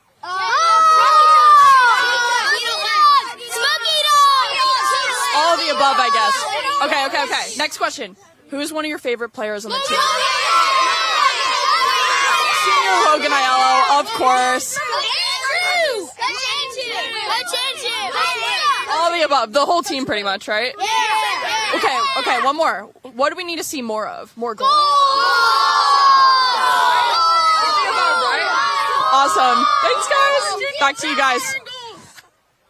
Pure chaos down there. Get out of there safe, Kenzie. They were the guys we were talking about earlier. They were on the fence back there, giving the chance and all. So cool to see the game growing with the young fellas running around out there with their sticks in hand. Yeah, certainly a mark that this Tennessee team, this program, starting to make in a local community. But they're going to have to make a mark on that scoreboard when we get right back in just about 4.5 minutes. A little under 5 minutes before we'll get started up here in the second half. Thank you so much for tuning in to the Tennessee Club Sports Network. We'll be right back. Ladies and gentlemen, just like that, just enough time for us to get a little water break and make a little tire change here over to my left. Yeah, a little bit too much chirping from these Hokies. I don't even know what the hell that is. Like, huh? Yeah, but they're talking to me saying, "Oh, love the representation." I don't like it. Yeah, had to come off. Yeah, so we're rocking the Dollywood chain, the core of my TCSN experience.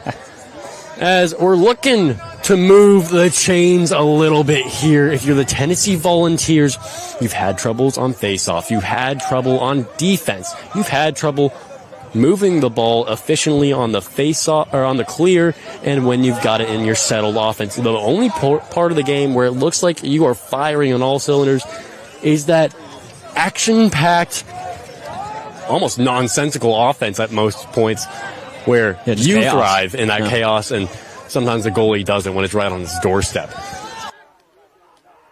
A huge moment here.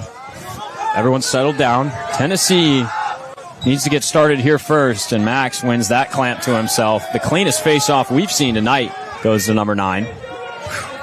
What the other dude on the ground, I mean. Yeah, had him spun. Tennessee down 1. The second half begins right now. This beautiful day here at the Sutherland Sports Complex here in Knoxville, Tennessee.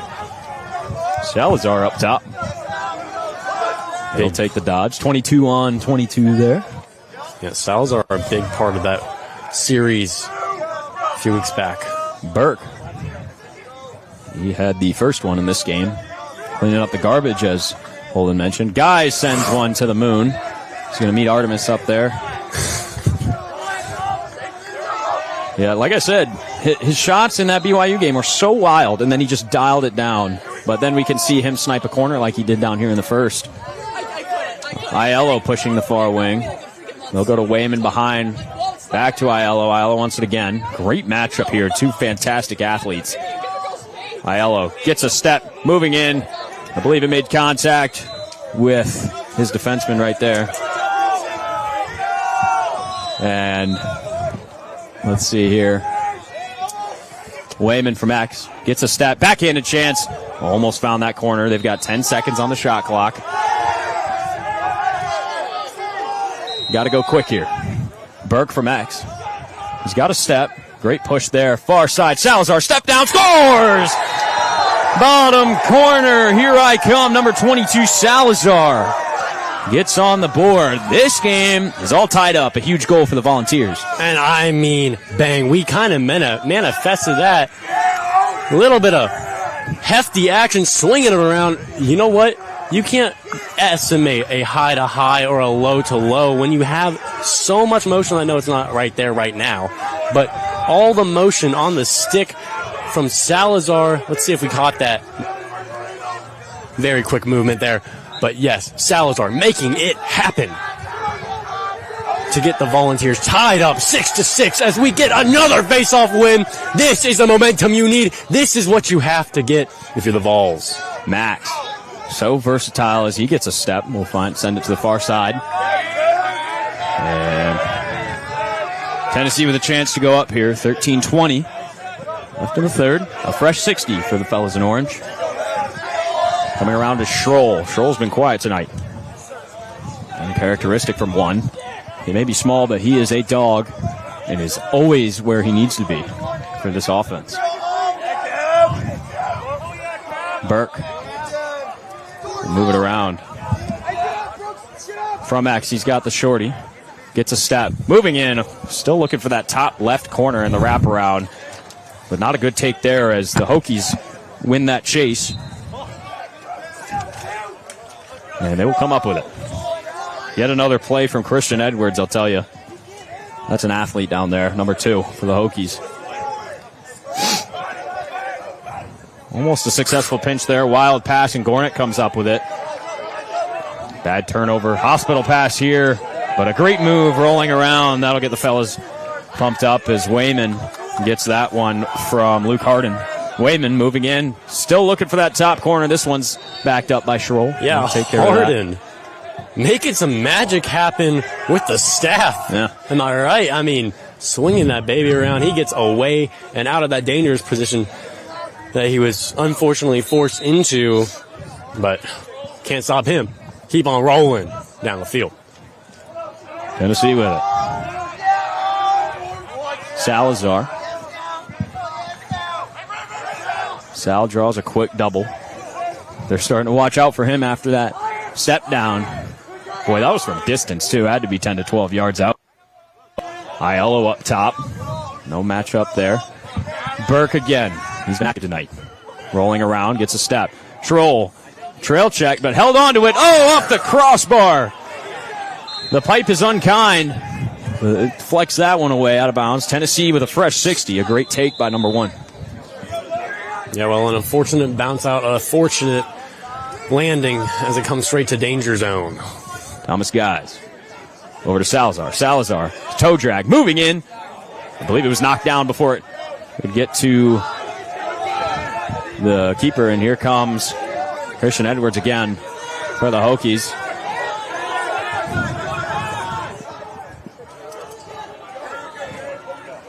Virginia Tech taking over. They've got 11:20 left in the third and a fresh 60 on the shot clock.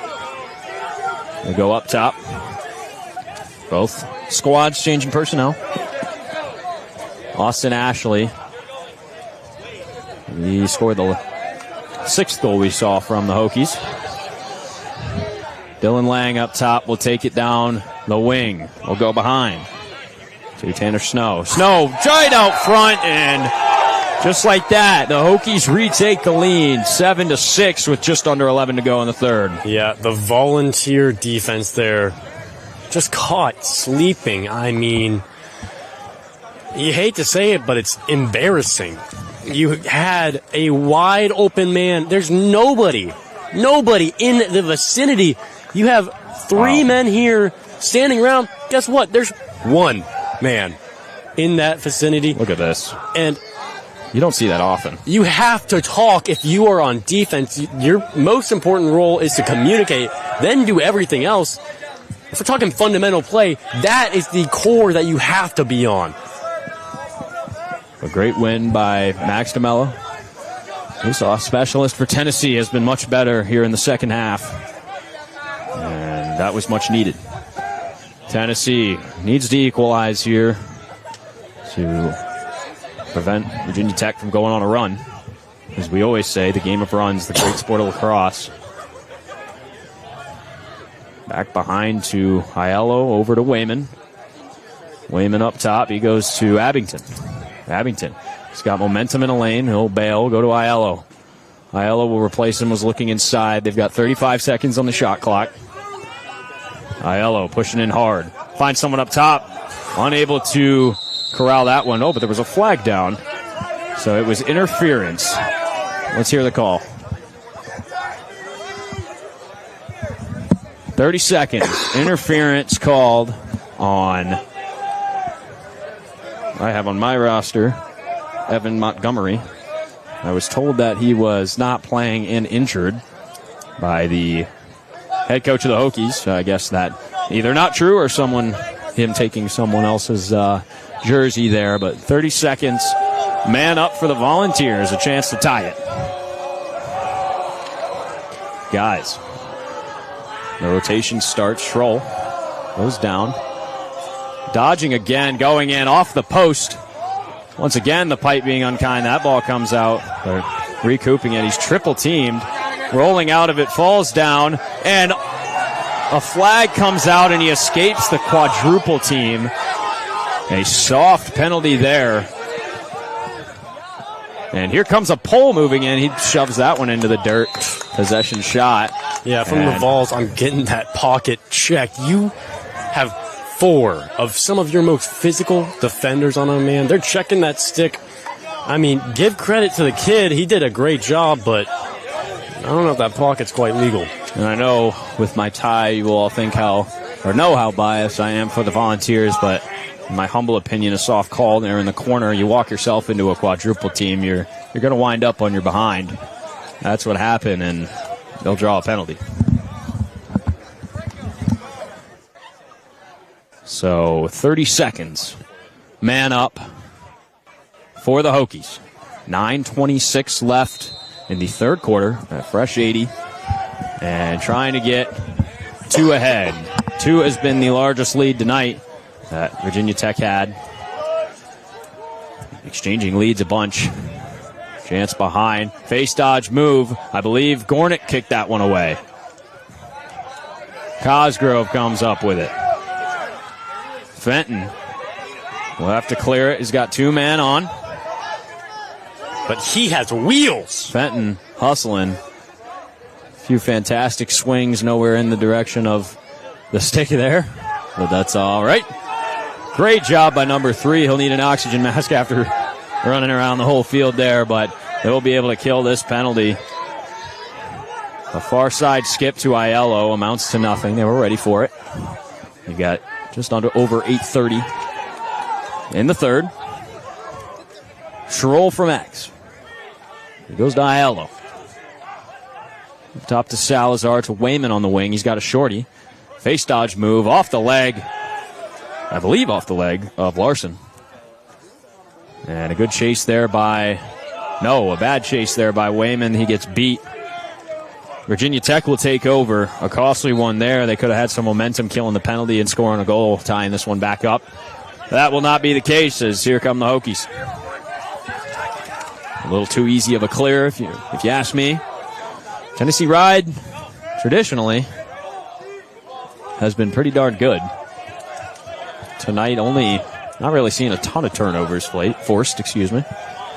Yeah, one thing that both sides of the Tennessee Bowl need to do, they need to keep their head on a swivel. You saw it with that wide open goal.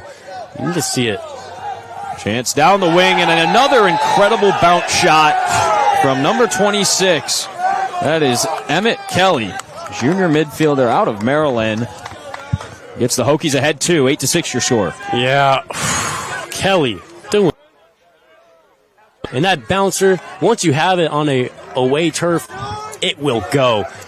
You just can't read that most of the time as a goalie. And, I mean, when you're bouncing it from out here, you're lucky if it's not going over. But if it's on target, it is dangerous. And it sure was there. Sorry to cut you off. We're going to go over to Kavita for a little analysis. Miss Kavita, what do you have for us? Guys, obviously we're nearing the end of the third quarter, and as we get nearer to that fourth quarter, that's the home stretch. This is it. This is where Tennessee needs to start to look fluid, moving the ball with confidence and trusting their reads in these high leverage moments. Burke and Salazar obviously have been right in the middle of it, making plays when it matters most and setting the tempo this quarter. And there's no question what's driving it. They're still carrying that BYU loss with them. So that game has become fuel. Now back on home turf, back to you guys. Thank you, Miss Kavita. Thorough analysis, as always, from our sideline reporters. Thomas Guys took a wild shot there, was aiming for the top left corner, unable to connect. 45 seconds on the shot clock, just over 7 left in the third. Wayman. Cut over the middle. Guys trying to find on the far side, and they'll throw it away. A costly turnover again. Tennessee offense completely stifled. I mean, that's credit to the VT defense. They Absolutely. had stick in the bottom, or stick in his hands. He can't do anything there, and that's what gave the errant pass that caused the turnover. Great job. Zachary Morgan up top. He'll go to Austin Ashley, and a turnover there. Not sure what went wrong, but Tennessee did a good job on that ground ball. Number 17 for the Volunteers, a crucial one. Good hustle. Holden, I was looking at my roster. I missed it. It was just a bad pass. It was straight to his feet. I mean, oh no. You've seen a few of those from the Virginia Tech Hokies. I mean, otherwise they've been very fundamentally sound. They've been ready and eager to get the ball, but sometimes when they do have it, they lull themselves into a sense of security that turns up bad passes. Keenan over the top finds Aiello. Aiello over the top once more. Moving in, scores! Number 31 gets the Volunteers back within one. 8-7 is your score with 6 flat left in the third. Yeah, as I think we've got a 21 Savage quote for how many points this kid has here tonight and across the season total. A lot. Logan Aiello getting it done on the sweep this time. You don't see that all too much, but I mean, if it works, it works as it gets the balls back within one goal. Gotta do it. Not sure what sport we're playing. The guy that won the faceoff gets called for a hold. Nate Kruder, you're killing me, brother. The Hokies will take over. Aiello, I believe, according to my notes, scoring a hat trick tonight. Not uncharacteristic from him. It's either 3 points or 3 goals, whatever he's feeling. As loses his footing, falls down, and wow, saw that. And Austin Ashley, wish he had that one back, took his eye off of it. Yeah, AA battery might be depleted. Running low. You wonder if that's the case. They have been running wild for almost 3 quarters now. Do the Hokies start to get tired, or do they run enough sprints at practice? So we're going to find out here soon. Honestly, I think you saw it a little bit coming out of the break. The Hokies have looked less fundamentally sound, and it's been interesting that the Volunteers haven't taken more of an advantage of it, but see what we can do here. Jack Scott gets out of that one, moving in. Far side tipped away. It'll stay with Tennessee, trying to make something work there. The 6-on-6 they know has been completely shut down by VT's defense. Yeah, and not just VT's defense as an entirety. Christian Edwards doing a insane job. He's keeping that stick up. You see it right there, highest on the field. Chance in the middle, shooting off the outside. I don't even know how he managed to get it there. That looked like it phased through the back of the goal or something, backroom style. It was William Cole. Jack Scott from behind. Rolling back. He'll have to bail on that one. Bad pass knocked down by Schroll. So they took Aiello out for Scott. Hope he's okay. Cole going behind. Wayman clears out for him. Cole pushes it once more. Tries to find Scott on the crease. It's a bad pass. And losing his stick is Carson Andrews for Tennessee. And here come the Hokies with numbers. Watch out. A low pass. Shut that one down, but Tennessee blew the slide. Misses that one, and Gornick standing tall, but blown defense completely by the Volunteers. Hey, but you got to respect the hustle now. You can't make up for all the mistakes in the past, but you can do a real good job stopping the present. Andrew Mossman hauling to get back on the field. Yeah, great hustle there. Absolutely. Someone bites the dust, and Emmett Kelly had to bail on it. Behind now to Shiflett. And we'll go back up top to O'Sullivan. O'Sullivan over to McCauley. McCauley bails on that. And we'll go back behind. Snows there. Guarded by Fenton. Good defense to push him out. Blybaum loses track of that one. Tennessee taking over. We've got just over 3:30 left. Low pass there, but Harden comes up with it. Over Aiello back on the field. Good to see 31 being okay, but he gets his pocket picked immediately. And here come the Hokies. You don't see that often from Logan. Big and strong down there. Got muscled by, I believe it was 36. Fitzsimmons for the Hokies. Yeah, while they're slowing down, you got to see head on a swivel from these Volunteers. They're ball watching a lot here, and then they're getting beat on the subs when they're not watching who's coming off. Austin Ashley wants the inside, gets it, robbed by Gornick. And he'll be in the crease and send it the other way. Tennessee needs to make something happen here. And they get it to a pole. Has to roll back. Same guy that just made Aiello lose it. And he makes another check. They're going to fire the fellas up for that one. This guy, this number 36, Fitzsimmons, is an animal. Wreaking havoc. Yeah, and how can you get a quadruple team on a pole and not get the ball out? You've got to be more fundamentally sound than that if you're the Tennessee Vols. And he gets Fitzsimmons mobbed on the sideline, and for good reason. Outstanding. So the Hokies with it again. Dylan Lang up top. We'll do is take a little split dodge. Has to roll back and bail. We'll go back up top. Over to the side, Austin Ashley, a tie. Coming up on the 2-minute warning here. Ball's down 1. Need to get back in it. Preferably sooner rather than later. Shiflett from X. No roll back. Guarded by Harden. We'll go back up top. Great play there. Gets the middle of the field somehow and scores. I mean, just beat totally clean Alexander Ashley. He scores his second of the night. And they are back up to the Hokies. Yeah, we'd love to see that again in slow-mo. Dallas Herrmann, I mean, he's a great player, did a great job in that pole goal against BYU, but this isn't BYU, Dallas. That was not fundamentally sound. He wasn't checking. He didn't see his man get so low that he then had to come further out, got a bad angle, couldn't get it back over him, and then ultimately gives it up on a pretty slow crawl across the top. So, called early again.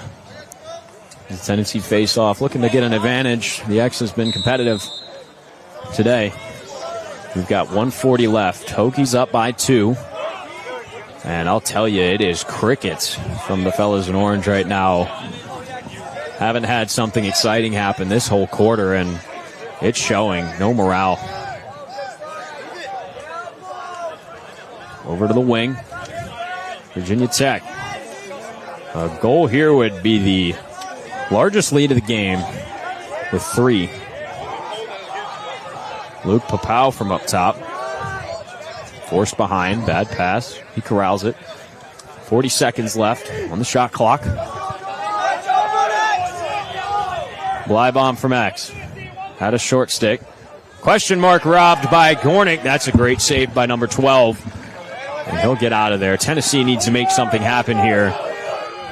A brutal ouch. And robbed again in front of the box, but Gornick gets it back, trying to get out of trouble.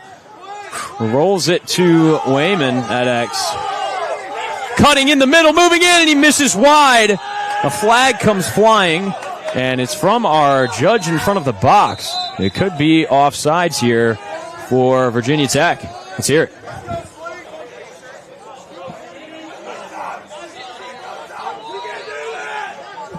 Let's hear it, maybe. If he'll stop talking to people.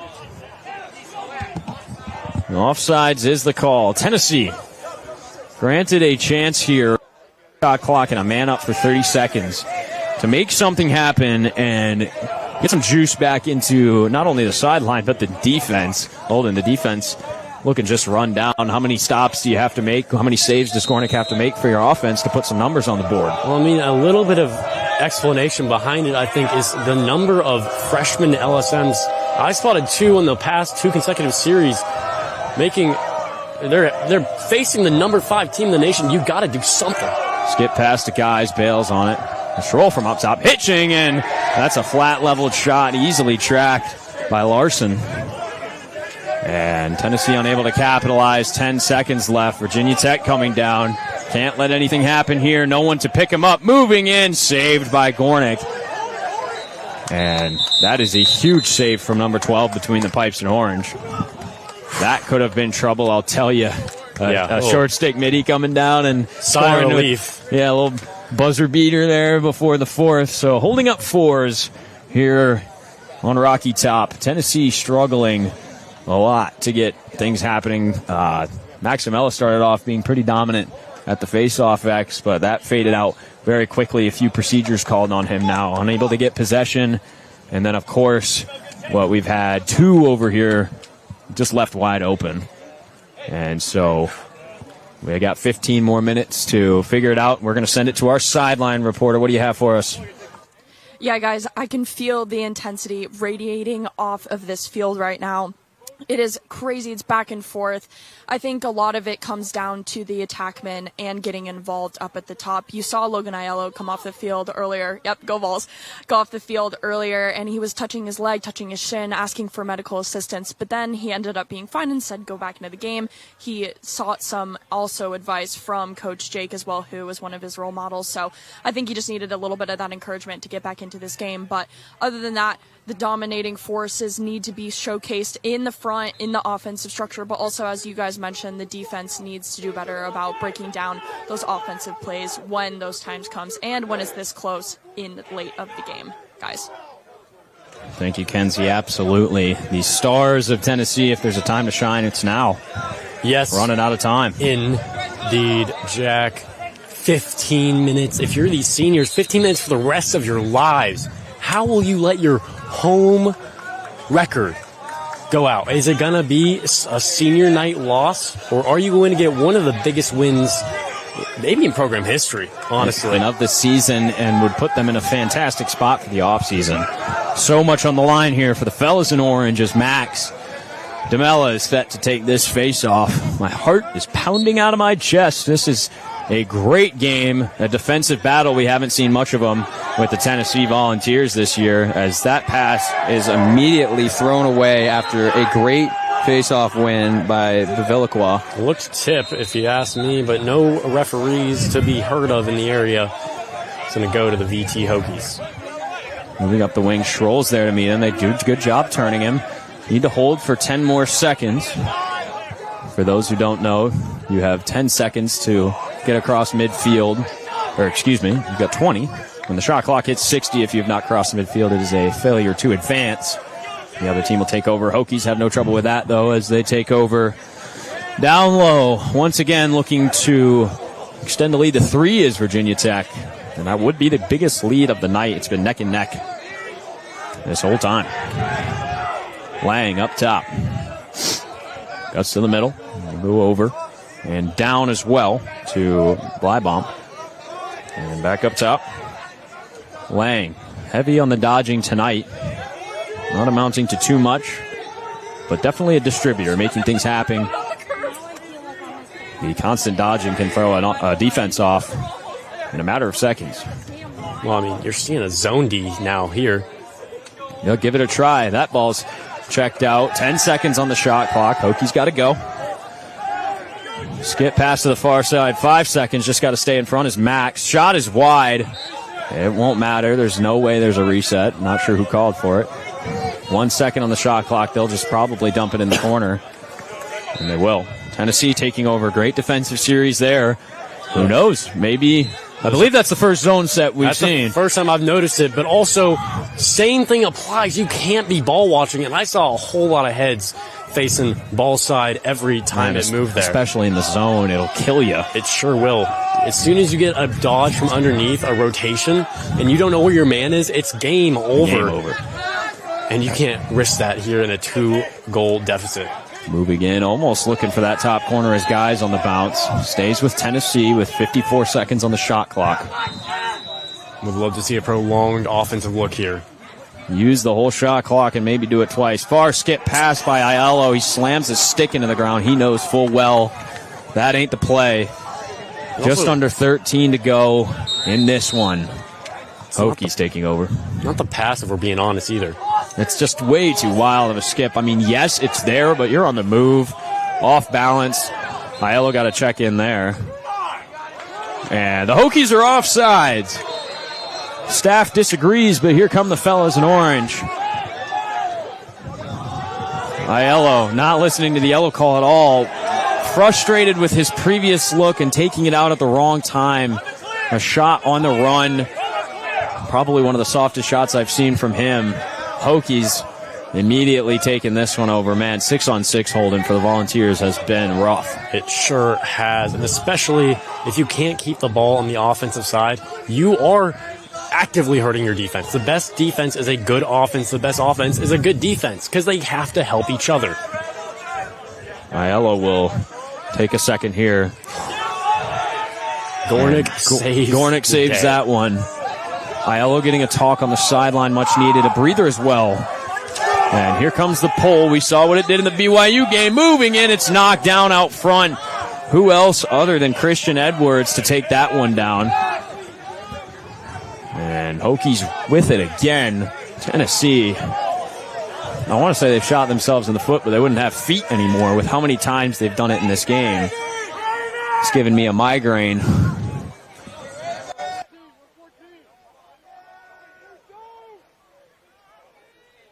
Have it in them. You saw it in the BYU game. They didn't win that one, but they sure turned on the Jets. A little hitch step shot from outside. The bounce stuck again. The largest lead we've seen tonight is 3 from Virginia Tech. They get it, I believe it was Tanner Snow on that one. I'll tell you, I'm impressed with the coaching. The bounce shots they know have been getting the Tennessee goaltender. Yeah, I mean, you don't want to see that again, but it was nasty. He gets that step, like we've been saying, the bounce shot, it will go for him. But that step, you have to have your slide package ready. And when we're in the zone, even more so, you've got to be able to help out. You have to be able to understand when that help is needed. And you've got to be able to communicate for the man getting beat. It's honestly disappointing to see out of these Tennessee Vols who have, frankly, I thought earned the third best. The title of third best in the nation. Haven't looked like it tonight. You have not seen much that would prove that. You said it. You know they have it in them. They're a powder keg, just needing a fuse and a spark. As they have numbers here, Salazar can move in. Over to Guys. The sniper scores! Look at him go! And Salazar got hammered after the play. And he's a little dinged up, but... Well, it looked like we might have a little bit of a fight there, almost ready to go. Burke, number 51. Talk about a spark. Let's see that again. We'll both highlight what we had going on. Never mind. Okay, yeah. So you had both the really good play, but I think you had the frustration or the lack of discipline on the side of the VT, and this could be a pretty long penalty. Have we gotten the call yet? We already got the call. I did not hear it, but way after the play, Salazar got just butchered, and you might get it here. No, it wasn't a big hit. Okay, well, I saw him run by, and I saw him go down. Let's see if we can see it here. Oh, yeah, it was a huge wraparound from behind. I think he got him in where the sun don't shine. That's a beautiful look from Guys. Put him in the danger zone, but I mean, that was sloppy from VT. It's out of character for what we've seen tonight, for sure. I thought he got his head taken off, but it's just the minute. Is that not an over and out? You can go over and back up until that 60 mark. And then once you hit the 60, if the ball crosses midfield, it is an over and back call and a turnover, as this would be if it crosses. Unable to get there. So it was a face-off loss for Max DeMella on that one. Beat clean. Tennessee has a man up probably for about another 30 seconds now. No double team sent, though. Yeah, a frequent look of different games for the Hokies. They kind of just want to kill it. Honestly, I don't know why you wouldn't. Not sure what we are doing here. Being down 2 with the clock winding down, no double team sent to try and get the ball back for the penalty. And now we're all evened up. Only 15 seconds for the Hokies on the shot clock, though. 10 seconds now. Got to move in. Man left all alone up top, unable to connect on the pass. He'll get it and wing it behind him. Not sure why. Here comes Tennessee. Starts. Can they get it? Hey, finish line. Gets it to Aiello. Aiello back on the field. Got his talk and has settled down. I'm excited to see what the man with the hat trick can do to get this team back in it. Yeah. Sometimes you need a hero, and sometimes you need someone to just run the yellow. Absolutely. And the last time we saw Aiello try to run some hero ball, really kind of, like you said, shot themselves in the foot, led to a VT goal. Guys, he's up top. Youch. Not a lot of contact with it. On the run, number 15, Thomas Guys! Give the hat trick to number 15. How about that guy? Oh, my days. You know what? There are 3 seniors here at Tennessee. There's 3 set seniors. There's one who's not, or 3 set captains. That Bais, look, turns around, and that danger that comes from the right-left player. He gets it done. He has the assets, and that's why that's an all-American midfielder. Thomas Guys, 3rd goal on the night. Max DeMello loses that one. Hokies take over. There's a reason why Guys is that guy, the 3rd captain, the junior. Mr. Danger Zone. People see some of those wild shots and they're like, oh, this guy can't shoot. He doesn't have it. And then he does something like that on the run, stick in a corner against a very impressive Larson in net for the Hokies. That is an incredible shot from number 15, but nevertheless a fresh 50 on the shot clock for Virginia Tech. Tennessee still rocking a zone. Trying to throw some different looks here. And great move. It was questionable at first. Gornick shielded the pass, and it slipped by, if not Quentin Shiflett, to stop it, to obstruct the view of the attack. He lost that ball because of Gornick's play. He didn't have to even get the ball. He just had to get in the way. Using the wheels. I can't see. I believe Fenton. They have numbers. Over to Wayman. Wayman hitches. Moving in. Scoring! We are tied! And that's what you see from the Tennessee Vols. These boys are electric. They're going off on the sideline. You know what?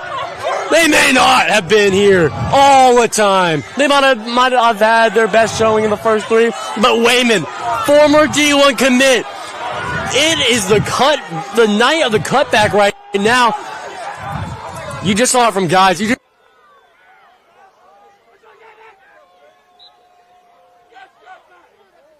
Virginia Tech, clean win, moving in, and it's wide. Possession shot. I think I said it ended up in Portland last time I saw that far.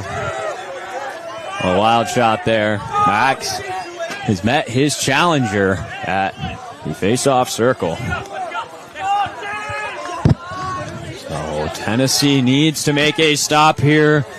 I'll tell you, could use a yard sale is what I could use. That ball goes wild. We could use that too. Momentum, all Tennessee. The fellas in orange have kicked it into gear and are ready to go. Let's see if they can clear this one. And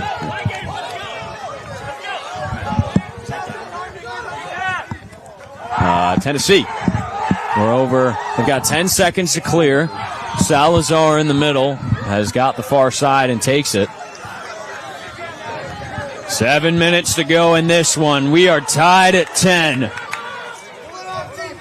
Wayman, it's his 2nd goal and 3rd point of the game. He was a part of that crazy play where Gornick came down and fed Wayman, and then Wayman to Aiello to capitalize. Here he is again. That one's wide. And they're calling for contact. Shot clock reset, fresh 60. And a timeout called by Virginia Tech. Let's go over to Kavita for a sideline report. What do you have for us? Oh, man, guys. I mean, I don't know about you, but my heart is beating out of my chest. You're good? We're good? Okay, we're still good. Never mind. I'm getting the wave down over here. But my heart is beating out of my chest. I mean, we just saw midfielder number 15, Tommy Guys, shoot an unbelievable goal. As an upcoming rising senior, he is a junior right now. So, you know, for him, he really talked about at practice that hunger, that drive. He really talked about what it means to be a Tennessee Vol. And here, obviously, now back on home turf. See them channeling it, playing with edge, purpose, and obviously something to prove. I'll throw it back to you guys. Thank you, Kavita. Sorry for messing you up there. That's my bad. But you've heard of the Torchbearers. Let's see the Flag Bearers give it up for them as they cheering on the Volunteers as we are back in this one, baby. The Smoky Dogs, I believe they said, with a little fire in the blood. I'll tell you, I bet some of the Hokies would suit those kids up to play with some energy right now as they have gone cold. I don't want to say that I predicted it, but I really was wondering, with all the fast-paced offense and pushing every chance they get, if this team was going to get tired. And I don't know if they've just shut down, but it really does look like their style is starting to run them into the ground. You know, it's typically their strategy they want to inflict upon the other team. They look tired. They sure do, Jack. And you know what? Maybe, I don't know if it's just Virginia Tech, but I don't think anyone else here is going to sleep under these lights. Guys, Sandman. up top, switches hands, bounces just wide. He is very versatile. He does have both. He scored many, one of which was to turn on the burners in the BYU game. Aiello. Skip pass. Guys, dives for it. Aiello once again. A brutal turnover. You hate to see it. The skip pass is not falling for the Volunteers. Working. You can't keep forcing it. You've got to give your defense time, but you also have to value the ball more. What an outstanding matchup we have here. A defensive battle. The offensive talent for both teams have been shut down by fantastic defensive play. This is awesome to watch. 10-10 is your score, and we are below 6 minutes left in this game. Yeah, certainly a nail-biter. I tell you, taking years off my life. Wraparound chance, and it was off the outside. I thought I saw his water bottle move. Gornick's in there, but it hit it from the outside. Tennessee comes up with it, and Fenton will go to his man up top. It's the Velicqua. They'll go to Wayman in Tennessee with a chance to take the lead for the first time in what seems like forever. Guys out there with Burke, and I believe Keenan will join them as well. Keenan moving in, switches hands, got it, tried to go far side almost. He wanted that one, and he knows it. We'll see Wayman bring it back here. Let's see. Can he see the same way he started it? The bang. Wayman has been outstanding tonight, as I said. 2 goals and an assist. Guys and Aiello with the hat trick. Keenan from up top had space, bailed on it. Smart. Loses his footing, gets doubled, but gets rid of it. Aiello. Guys wants it. Takes it up top, pops the brakes. Far side, another skip pass that thrown away. I mean, they're just exchanging turnovers, guys, and Aiello are. It's getting painful. And you know what? Honestly, at the end of the day, it comes back to another credit for the Virginia Tech defense. They've been so pesky in the skip lanes, having their sticks in the passing lane. You have to risk it. You have to throw it way over. And guess what? You aren't used to that pass if you're the Tennessee offense. You've been able to zip it through against teams like Purdue, like Tennessee Wesleyan. They're not ready for this one. But you know what? Let's keep it going, because they certainly won't stop coming. Virginia Tech with it. Another zone. It has seemed to work thus far, but Holden called it out earlier. There are many chances that have gone unnoticed by the fellas in black. Far side hitching. They've got 37 left on the shot clock up top. Far side. Faked it behind. They'll go back to Ashley. Chance in the middle. Ball needs to come out. He's moving in. Rolls it in and scores. And you can't believe it. The ball had just come out at the end, but number 42, Alexander Ashley, will score his third, a hat trick. Heartbreaking, sickening, and frankly disgusting from Ashley. I don't want it, but let's see it again. You see a good play here, but you got to do something. And the check, the trail check.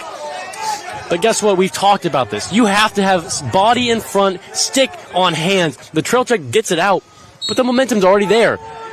And like we said, game of momentum, and the ball will end up behind Gornick. Unbelievable turn of events. The fact that the aggressiveness we've seen from this Tennessee defense all year, the fact that Alexander Ashley can stay on his feet in the middle of the field for that long and score is just, you have not seen that. So physical down there. Big, strong defenders looking to lay the lumber. And he just walks right through. Loses track of that one on the far side is Ashley. We'll go back up top. Tennessee sticking with the zone. Far side almost had a chance there to fly bomb. Up top. Shot off the post. Reset here. Tennessee needs to come up with it. Harden struggling. Gets it. 3 slashes in a row. Not called. Tennessee. They've got 2:40 left here. There's a call timeout. Stop the ball. Timeout. And design something. And need a play here. This is, quite frankly, the game, Holden. If you throw another ball away, I don't know if you can reel it back in and get any sort of momentum. But the defense has served it up to you on a platter. Oh, man. I'm freaking out over here. I'm nauseous. I'm scared. Everything. This is a nail-biter as the Cardiac Vols back at it again. I mean, would it really be a Tennessee team if they won comfortably and not with immense amounts of stress and taking 10 years off my life? No. I hate to say it, but no. Not at all. This is, it's just testing your blood pressure, okay? And mine is faltering. Mine is faltering. If I drop, I'll let Holden take over. It's fine. Just let me go. Yeah, maybe a double entendre for senior night.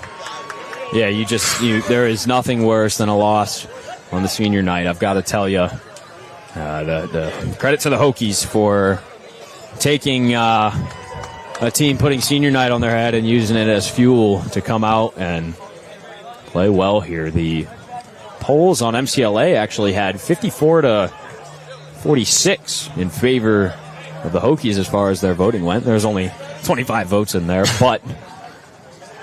Well, this Hokies team is hot, and that's undeniable. Whether they end up winning, losing, or we go into overtime here in the next 2 You'll minutes, see 40. them. I'm telling you, and you said it before, you will see these guys again later down the road. Keenan. Oh my days, Wayman. Able to track that one. 2:30 left. 60 on the shot clock. Burke screens. They switch the shorty. Wayman's got him. He will go for Max. Feed in the middle. Burke faking. Scores! Number 51. Burke starts us off, and he's going to keep the fellas alive. Gavin Burke getting it done. A miracle on turf. I mean, you need it. And the open man, we saw the same exact play, same sort of situation on the other side of the ball when we had the Vols down here. Nobody on the man. They don't know what's going on. And guess what? Burke does. He finds the goal. He puts it away. And scoreboard hasn't been updated yet to reflect it. Now it is Max DeMella. We're tied. A huge face-off. And gets trail checked, and it bounces right into the stick. You can't make this up. John Gradle, graduate student defenseman for the Hokies, just caught a trail check. Unbelievable. Here come the Hokies. Tennessee blew that one.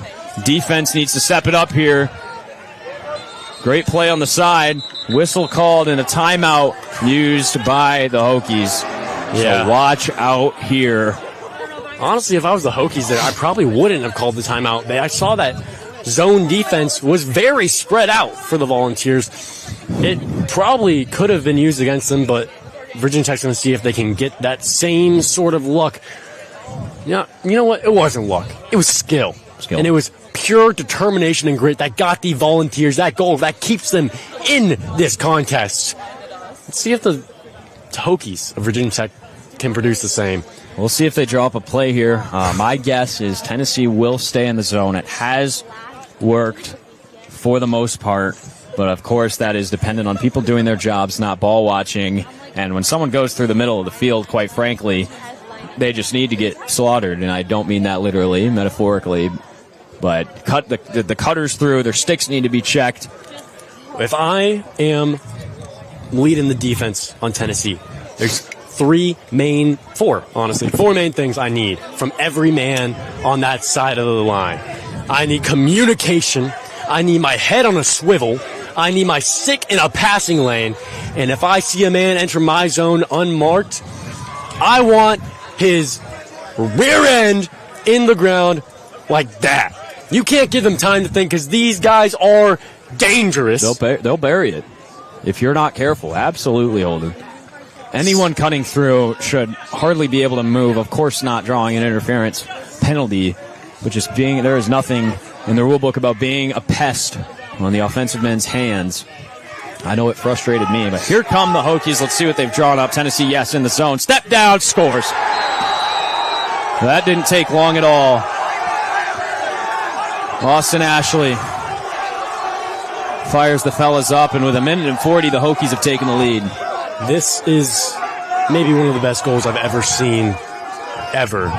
You have Gornick low. He's there. He is on that ball, but a nasty,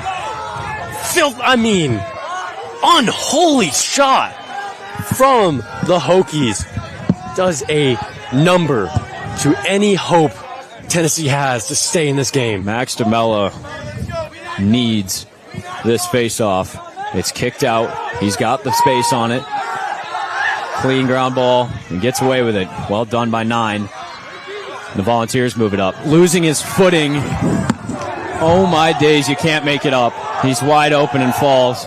Tennessee has to push here. More time on the shot clock than there is on the game clock. They can run this game into the ground. Tennessee down by 1, 12-11 is your score. I don't know how in that last play they got away with someone being 5 yards out low. But Tennessee forcing their goaltender out of the cage. Under a minute to go now. If Tennessee lets them use this entire possession, they will have less than 9 seconds to work with. They've got to get this ball back. Bounce pass. And they'll go far down. Good movement by the Hokies. 35 seconds to go. They are spread as far as spreading can go, and they can smell it. We go to Ashley, to the other one. And a check. The ball is loose. Man, ball. Got to come up with that ground ball. They're unable to. Fenton tracking. 15 seconds left. Shot clock at 5. 4, 3, and 2, and 1. And so Tennessee will get the ball in the far corner with 5 seconds left on the clock. Gornick will have to sail this all the way down. He does. 2, 1, and that'll do it. That'll do it, ladies and gentlemen. A heartbreaker here for the seniors at the Sutherland Sports Complex in Knoxville. The ending that they did not want. And Virginia Tech will probably solidify themselves the number 3 seed behind Utah Valley and BYU. The crown of the ALC goes to the fellas in black. Wow. That's all I can say. Wow. And a stunner. At the end there that Dallas Herrmann is going to have nightmares for a long time. Wide open off the face-off win. All he's got to do is walk it in, and they've got a chance to tie it, and he slips. That is the kind of game we had here tonight. And yeah, a painful reversal of roles for Dallas Herrmann. He played so well. He got that goal that caused all the momentum for the comeback, and and two It was so major close. plays. It was so close. It was just like that. That loss. And so it's brutal. It's a brutal one here tonight. Of course, being this close to the sideline, you've got to get chirped by the guy that's not playing and is wearing sweatpants and flip-flops. But, hey, the scoreboard allows him to do so. Yeah, honestly sounding like us talking about, I'd be D1 if it wasn't for the injury. But so a heartbreaker here, but a fantastic game. It doesn't get closer. More of a nail-biter than that. And the Tennessee Volunteers fall to the Virginia Tech Hokies here on Rocky Top. The seniors, unfortunately, close out their time here at the sports complex with a loss. A heartbreaking one. At the end of the day, though, this is not the end of the season. You have a major game you have to get done on Sunday. So guess what? You got to take it on the chin. You've got to learn from your mistakes, and you've got to turn this one into a lesson for the postseason. Because guess what? You can have the best record in the nation when you come into that team. You think you're the guy. These kids over here on the sideline, in the black jerseys, they think they're the man right now. Anything guess can what? happen. You get into those playoffs. You get to when it really matters. You know what? It's hard to beat a team twice. It's really hard. So guess what? For the Volunteers, yes. Wallow in your despair for tonight. Think on it. But turn around. Turn this into a lesson. Don't let failure define your season. Let it be the spark that ignites a fire. Because guess what? We couldn't get the fire going tonight. We almost had it, but it got extinguished. So guess what? You have to turn this into a learning opportunity to make something great happen. Because guess what? This Volunteers team, they've got the players. They've got the coaching. They have everything they need to go for a run this postseason. They have to make the most of it. So it looks like we're going to hit no, we'll wait here for a second. A heartbreaker here. Unfortunate, but the fans, of course, showing their support, traveling from all over to come and root their team on. And it did not go the way they wanted. But I believe this will put Virginia Tech at 3 and most likely Tennessee at 4.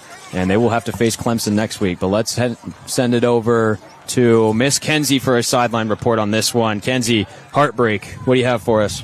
Yeah, Jack and Holden, what an absolute heartbreaker, gut-wrencher. I was nauseous on the sideline. I was freaking out, but it's obviously not the result that these seniors wanted for tonight, but at least they can have something to look forward to on Sunday. Hopefully they can rest up, recover, rejuvenate, get some of that juice back into their veins, and hopefully they can come out with a victory as they're going away this weekend. And obviously hearts go out to the seniors tonight as they've tried their very best and put forth their best for tonight. So hopefully it was fun with the fans, also with their parents and family watching, and that is definitely an important thing to keep in mind, guys. At the end of the day, the seniors had a chance to suit up one last time here in Knoxville and put on the orange jerseys with a home crowd under the lights. It's a beautiful scene here. Just didn't go the way they wanted. Holden, something would make my day, and that is this Tennessee team taking this loss like a shot to the leg, something you can recover from, and something that just makes you mad. Clemson next week, if we could just throttle that team and go into the playoffs with that kind of burn and that fire, and the team see this heartbreaker as nothing but fuel for a squad, my days. The sky is the limit if you can do that. So I believe it is next weekend. Clemson, Tennessee will be traveling there to play a very solid Clemson squad. My buddy that I played lacrosse with in high school is a defenseman for them. He's been keeping me updated. They are a very solid squad and no one to be messed with at all. Tennessee will absolutely have their hands full. Oh, they sure will. But there's two ways you can go from here. You can hit rock bottom. You can do what Liberty's done.